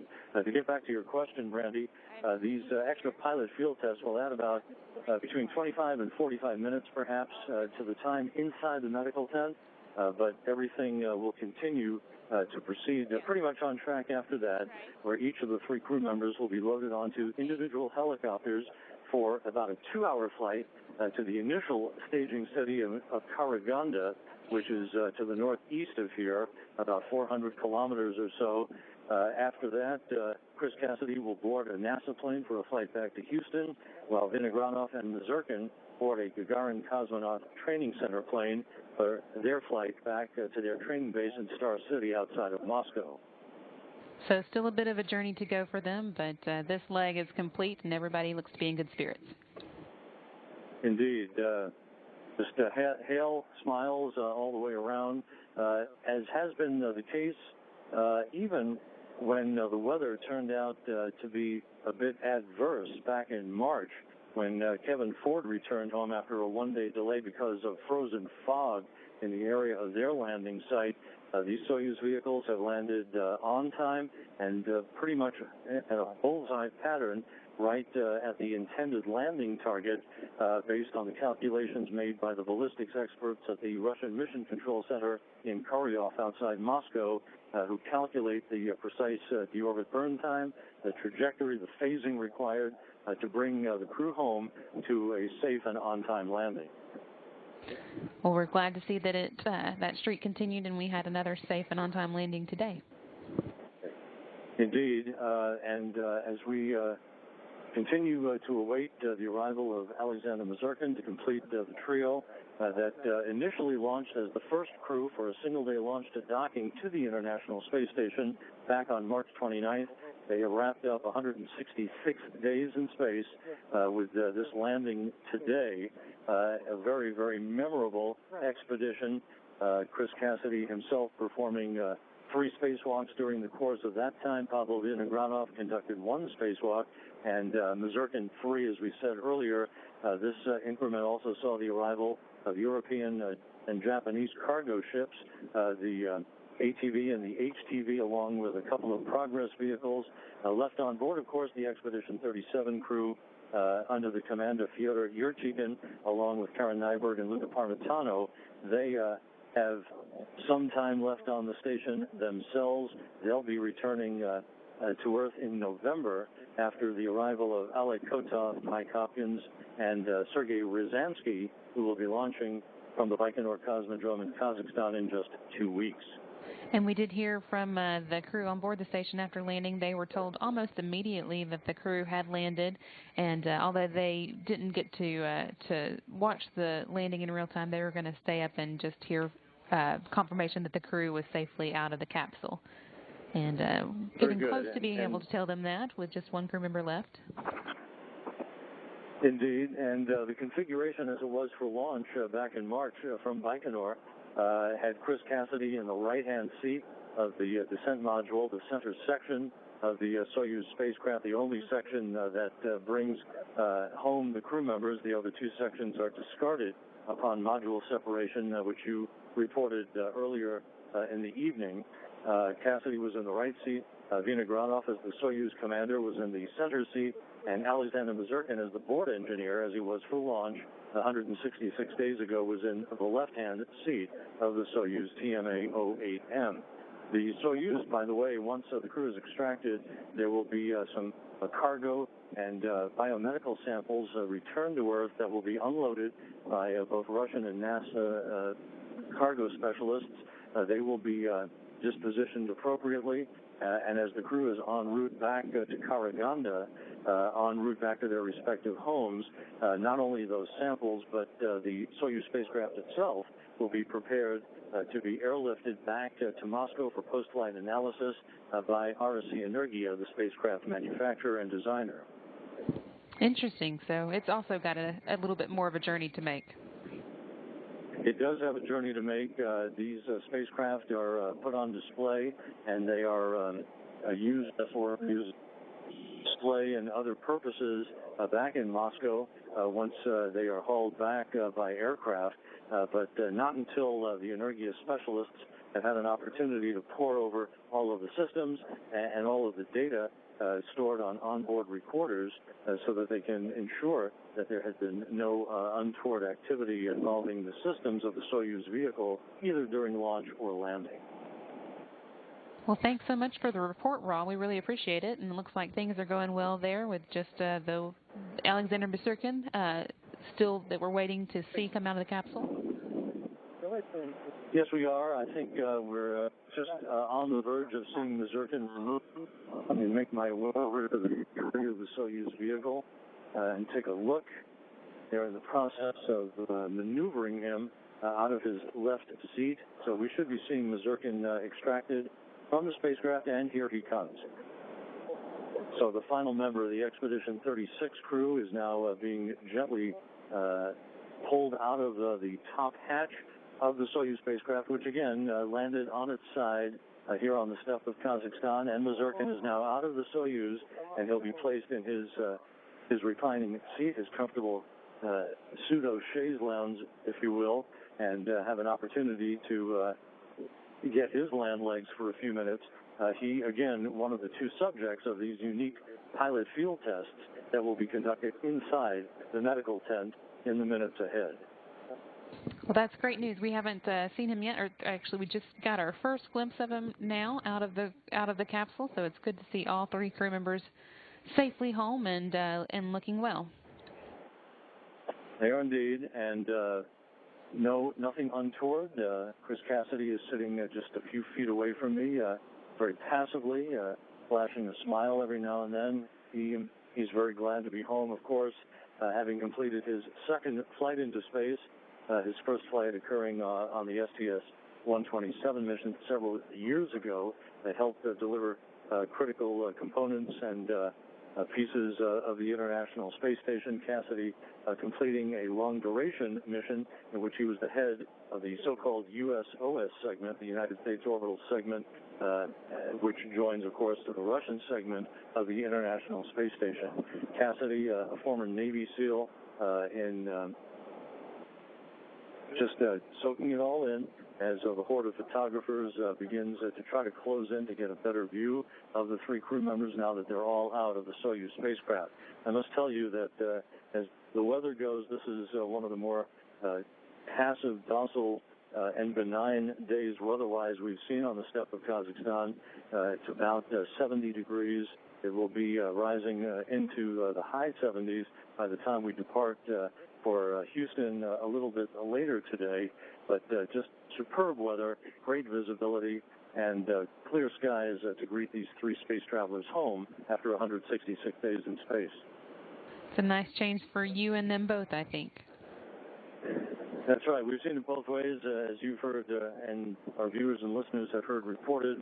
The next landing, of course, will be on November 11th. That'll be your Chicken Parmitano and Nyberg. That could be a different story then.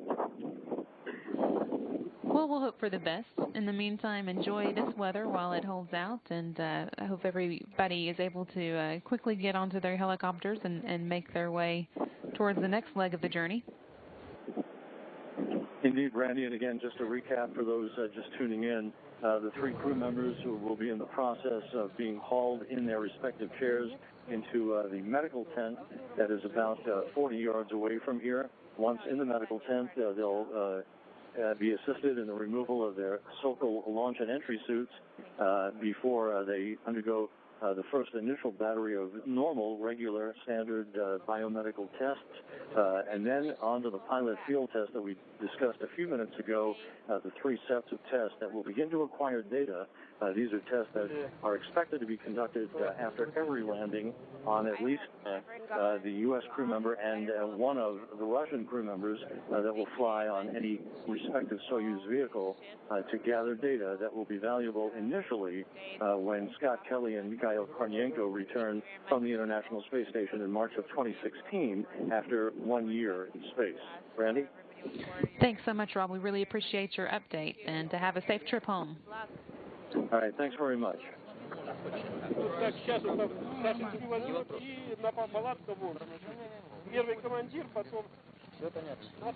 Yes, let's go to the tent. Commander goes first.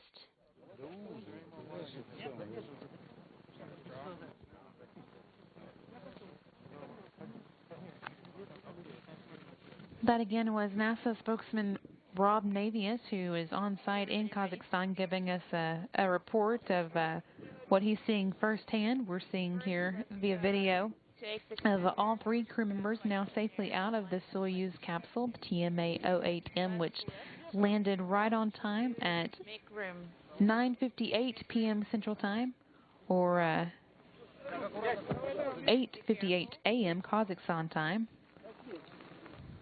Hold it. And the crew members now being carried to a medical tent to undergo not only the normal medical tests that all crew members go through after returning from space, but also some additional tests that are going to help us build a baseline of data on crew members returning from extended stays in space. It's going to help us, as Rob Navius mentioned, not only prepare for the 1-year stay of astronaut Scott Kelly in space starting in 2015, but also help us get ready for the extended stays in space that we'll be seeing as we begin venturing further and further away from Earth.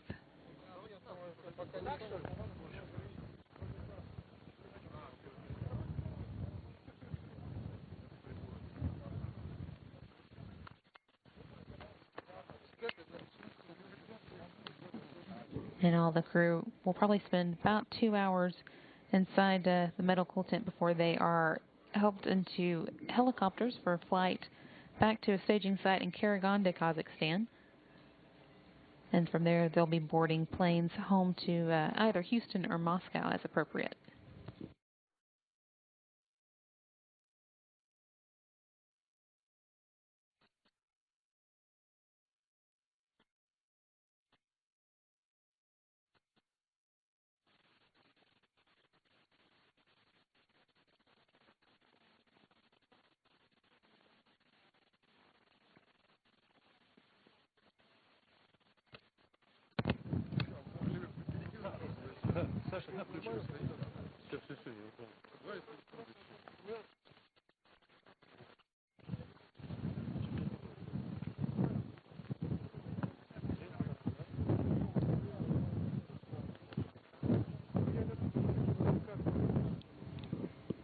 View here in the distance of the inflatable medical tent that says arrived on a helicopter following the landing of the Soyuz, and has since been set up and made ready for the crew's use. After spending a little bit of time in those reclining chairs, they've now been moved into that medical tent for the various medical tests that they'll undergo before starting the next leg of their journey as they make their way back towards either Houston or Moscow.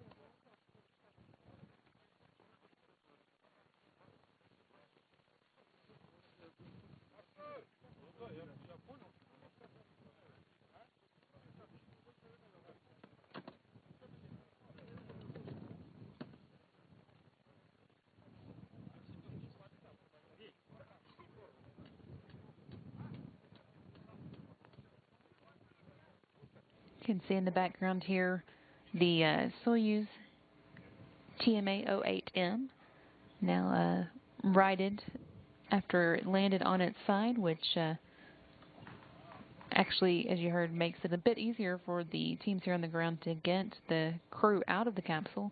They're able to get easy access through the hatch that way.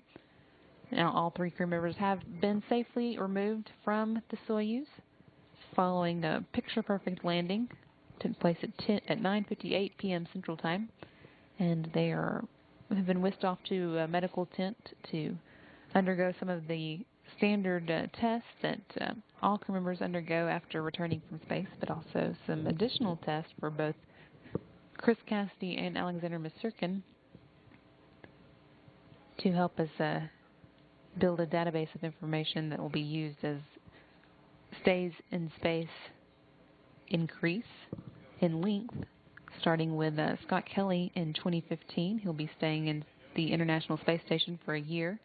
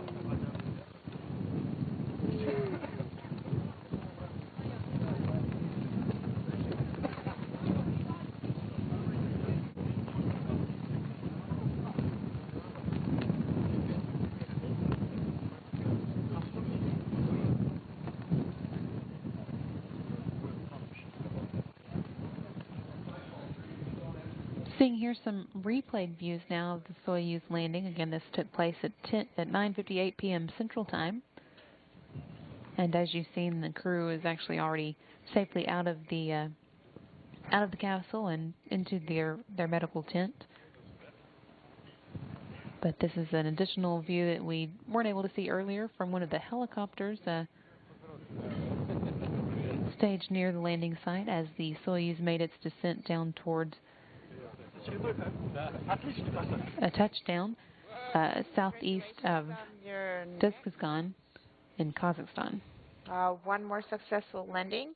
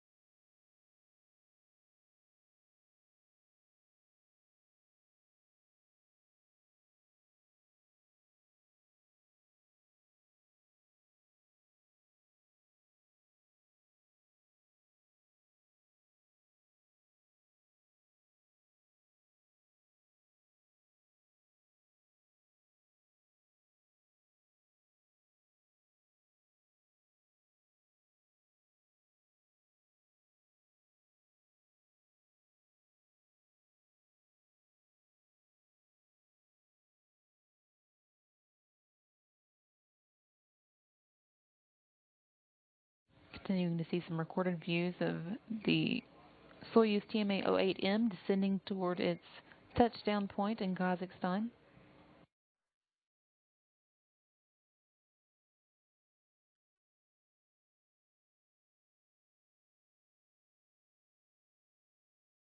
That took place about 40 minutes ago at 9:58 p.m. Central Time.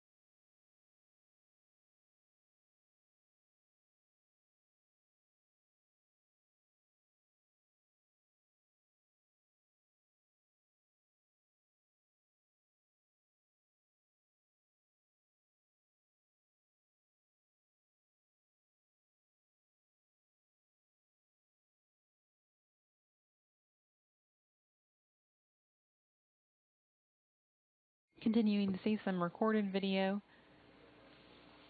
of the period soon after the Soyuz landing before the crew was extracted.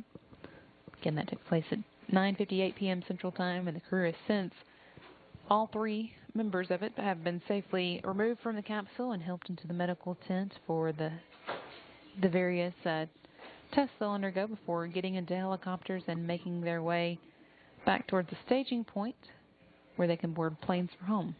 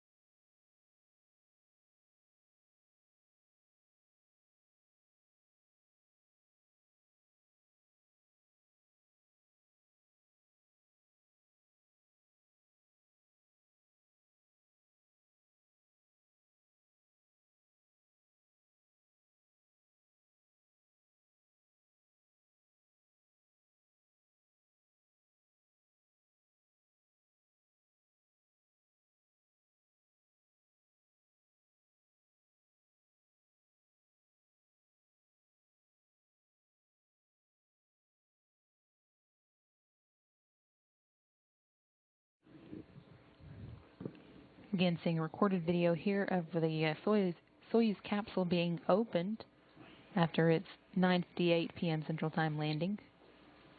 And the teams here on the ground working to begin helping the crew out. Once again, the crew has since been successfully removed from the capsule and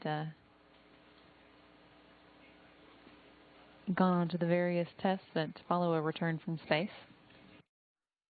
They'll be going from here to Karagan to Kazakhstan, a staging site, via helicopter, and from there we'll board planes to take them home.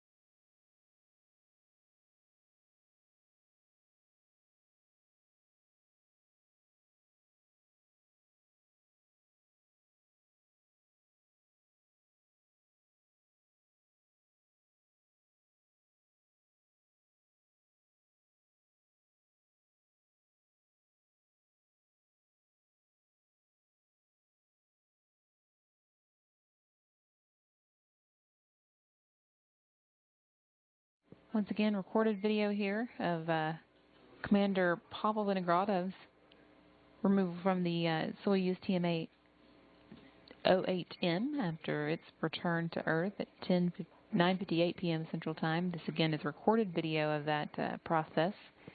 He was quickly followed by his fellow crew members, flight engineers Chris Cassidy and Alexander Misurkin, and all are now safely out of the Soyuz and going through the follow-up tests that come with a return from space.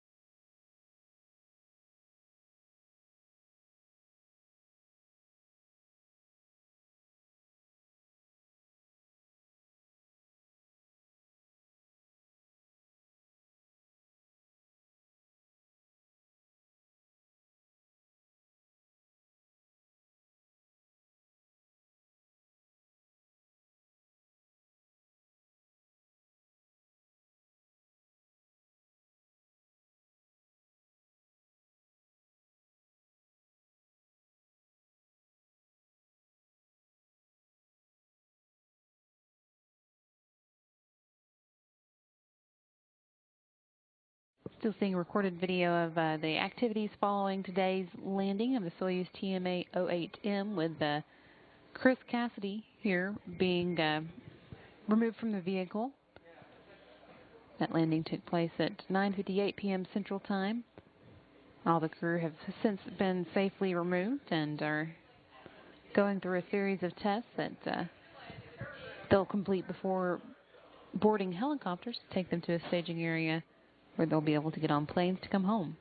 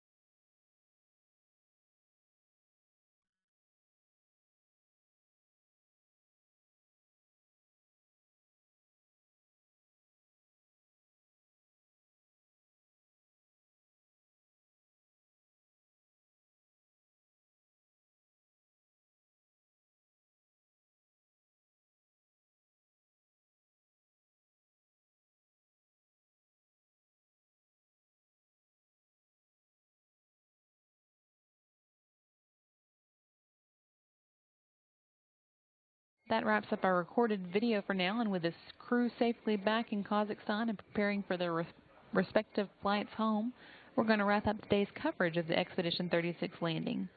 Again, that landing time came at 9:58 p.m. Central Time, or 8:58 a.m. in Kazakhstan. And it brought home safely Commander Pavel Vinogradov and flight engineers Alexander Masurkin and Chris Cassidy. They spent a total of 166 days in space after launching and docking to the International Space Station in one day. First time that any crew has done that, on March 28th. With their departure, the Expedition 37 officially started on board the International Space Station, and they left behind Commander Fyodor Yurchikhin and flight engineers Karen Nyberg and Luca Parmitano to continue work on board the space station. And they'll be joined by 3 more Expedition 37 crew members later this month. Flight engineers Mike Hopkins, Oleg Kotov, and Sergei Rozansky. They're scheduled to launch from the Baikonur Cosmodrome in Kazakhstan at 3:58 p.m. Central Time on September 25th. In the meantime, though, coming up at 11:30 p.m., you can see a recap of all the undocking and landing activities that took place tonight in the NASA TV video file.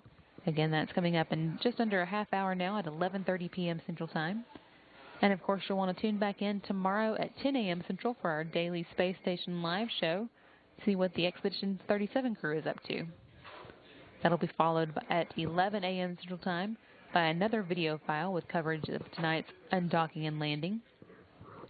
And so stay tuned for NASA TV for all of that upcoming coverage. Thanks for watching, and this is Mission Control Houston.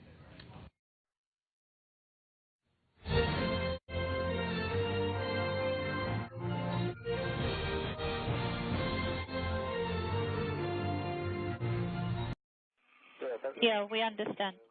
Gosha, we deactivated her fan a little bit earlier than on schedule. Yes, I understand. So we sent that 3 command. Yeah, that's right. Why should they rotate, you know, without any objective? Okay, that's right. So it is deactivated. Copy that.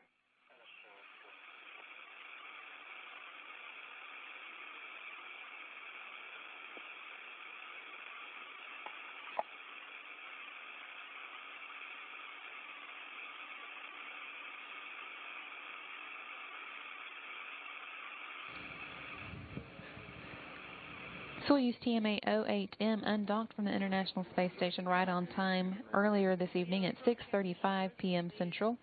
And we have some video that we can play of their undocking as they backed away from the International Space Station. That's next here on NASA TV, and this is Mission Control Houston.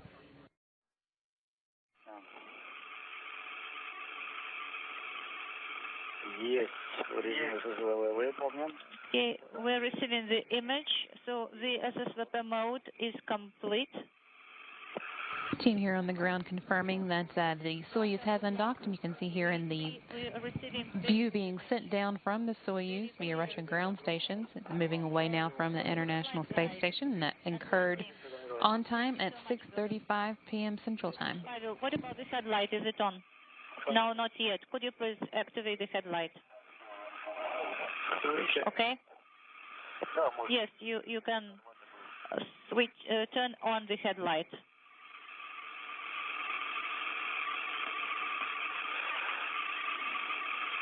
We can see you clearly. We are departing, with the nose slightly raised up. The headlight is turned on. Copy that. Turned on. Somehow, the light of the headlight looks a little bit weird. Do you observe the interface? I don't see all of it. Of course, it's in shadow. Okay, let's do the AGC mode. Okay? Sasha, AGC mode.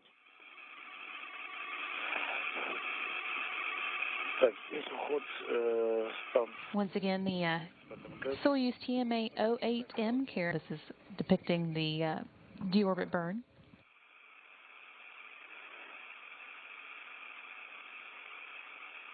And there's the separation I just mentioned, the orbital module on top, which is where the crew has a small amount of room to move around during its flight to the station after launch.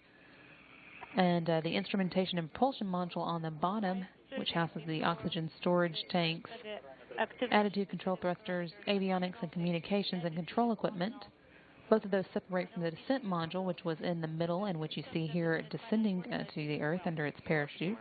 That's, of course, where the crew is seated. In addition to the parachute system, it contains personally contoured seats for the crew members to use to soften their landing, as well as all the controls and displays necessary for critical flight activities, and life support provisions, batteries for re-entry and landing, and the soft landing rocket engines that slow the vehicle down just before touchdown. The orbital module and the instrumentation and propulsion module that are separated from it will burn up in the Earth's atmosphere while the descent module continues on with Vinogradov, Cassidy, and Misurkin inside.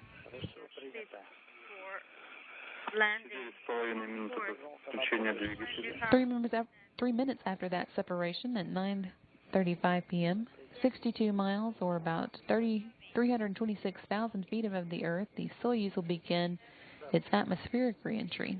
The descent module's computers will orient the capsule with its ablative heat shield pointing forward to protect it from the heat as it begins to fly through the Earth's atmosphere. And the crew will begin to feel the first effects of gravity again. And then about 8 minutes later, and about 14 minutes before touchdown, when the Soyuz is 35,500 feet above the Earth and traveling at a speed of about 500 miles per hour, the Soyuz computers will command the first of a series of parachutes to deploy. That will be 2 pilot parachutes that come first, one of them 6.7 square feet and the other 48.4 square feet. Together they'll drag out the drogue parachute, which is a 172 square foot parachute that slows the Soyuz down to 178 miles per hour. The drogue chute also creates a gentle spin for the Soyuz as it dangles underneath, and that helps stabilize the capsule in its final minutes before touchdown. Just before touchdown, that drogue chute will be jettisoned to make way for the deployment of the 3,281-foot main parachute. It continues slowing down the capsule to a speed of about 15 points. Expedition 36 Commander Pavel Vinogradov and flight engineers Alexander Misurkin and Chris Cassidy has undocked from the International Space Station. That took place as scheduled at 6:35 p.m. Central Time, when the station and Soyuz are about 258 miles above Mongolia. And as you can see, it's now slowly making its way back away from the International Space Station in preparation for the separation burn that will speed that move up a bit. That wraps up a 166-day stay aboard the International Space Station for that crew. They launched to the space station on March 28th and arrived that same day, making the first one-day journey to the space station for any crew.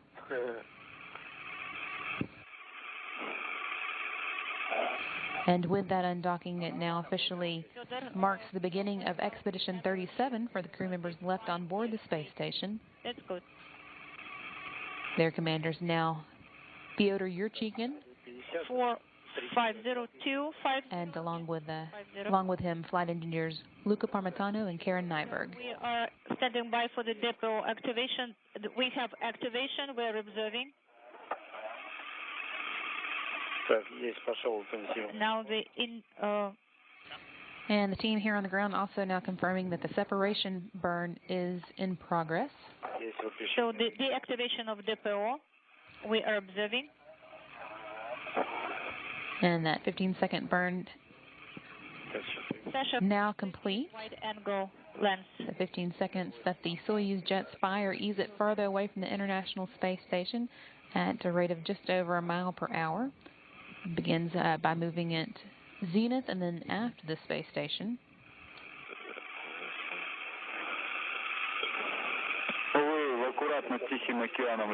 We are over the Pacific Ocean right now, the huge space of the Pacific Ocean. Okay? Copy that. I hope that Fyodor made a few very good shots, through the camera while you were leaving the station. Yes? We prepared a surprise for him, actually, and he's silent for some reason. He's probably looking, at the photos and maybe uploading them on the internet site. Okay.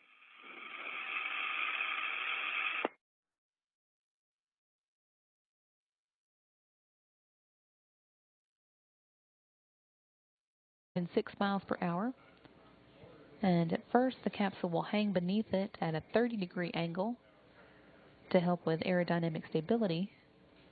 But after harness connecting the parachute to the capsule is severed, the Soyuz will right itself with one remaining harness so that it's in a vertical position before touchdown.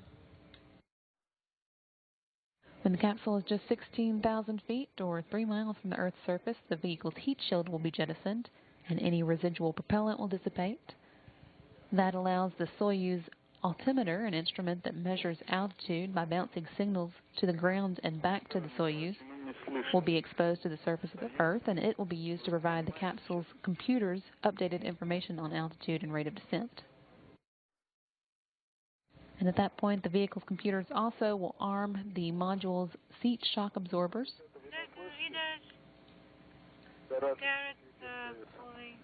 And Pavel Vinogradov will get a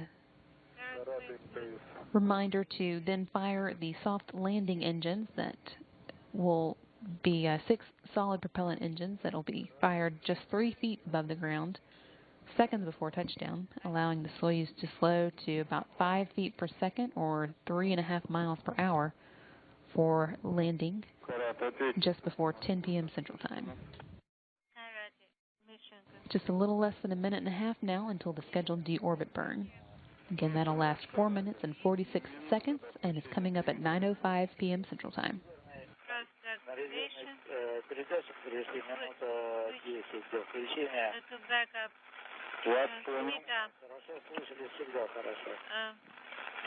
Понял, сказал основной передатчик, работаем на резерве. Okay, so the main transmitter failed, we are working on the backup. TDU 18, 18.9, nominal, ready. Контролируем. Yes, copy. Режим стабил. Monitoring stable mode. Yes, we do have preparations for stabilization. Lid is open. Контролируйте СГ. Monitor SG. 20 seconds now to the deorbit burn that's going to drop the Soyuz vehicle back into the Earth's atmosphere and put it on a course for its landing in Kazakhstan just before 10 p.m. Central. Рабочий двигатель. Время. Monitor the burn. 3 seconds. 1. Принято. Через 40 секунд разворот. In 40 seconds, we will have the maneuver.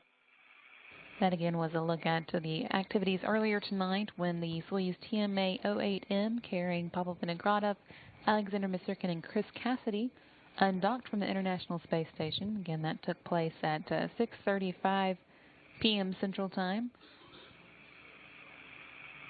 Vinogradov, Cassidy, and Misurkin launched their Soyuz from Kazakhstan at 3:43 p.m. Central Time on March 28th and quickly became the first crew to make the journey to the space station in just one day.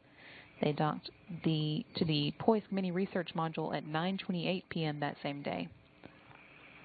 Now, having undocked again at 6:35 p.m. today, they've wrapped up a 166-day stay on board the space station, and their landing just before 10 p.m. Central Time tonight will wrap up their time in space. 07:45 seconds. Left behind aboard the International Space Station, the now Expedition 37 crew is just about finished with their day.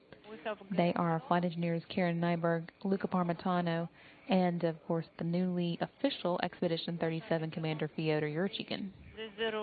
That crew launched from Kazakhstan on May 28th and docked the same day. They'll be joined later this month by 3 new crew members, Oleg Kotov, Sergei Rosansky, and Mike Hopkins, who are all scheduled to launch on September 25th. Gosha, it's my nature. 7 minutes to go now until the Soyuz deorbit burn. It's going to drop it back into the Earth's atmosphere. It'll by then be about 12 miles away from the space station. That burn will start just 4 seconds after 9:05 p.m. Central Time and last for 4 minutes and 46 seconds to wrap up 50 seconds past 9:09 p.m. Central. Firing those engines will act as a brake on the Soyuz, slowing it down by 128 meters per second or 286 miles per hour and dropping it out of orbit and back into the Earth's atmosphere. Yes, that's correct. About 30 minutes later at 9:32 p.m. when the Soyuz is at an altitude of 87 miles above the Earth, the vehicle's computers will command the 3 modules of the Soyuz to separate. That'll be just above the first traces of the Earth's atmosphere. You're seeing here a graphic of that was first the undocking of the Soyuz from the station, and now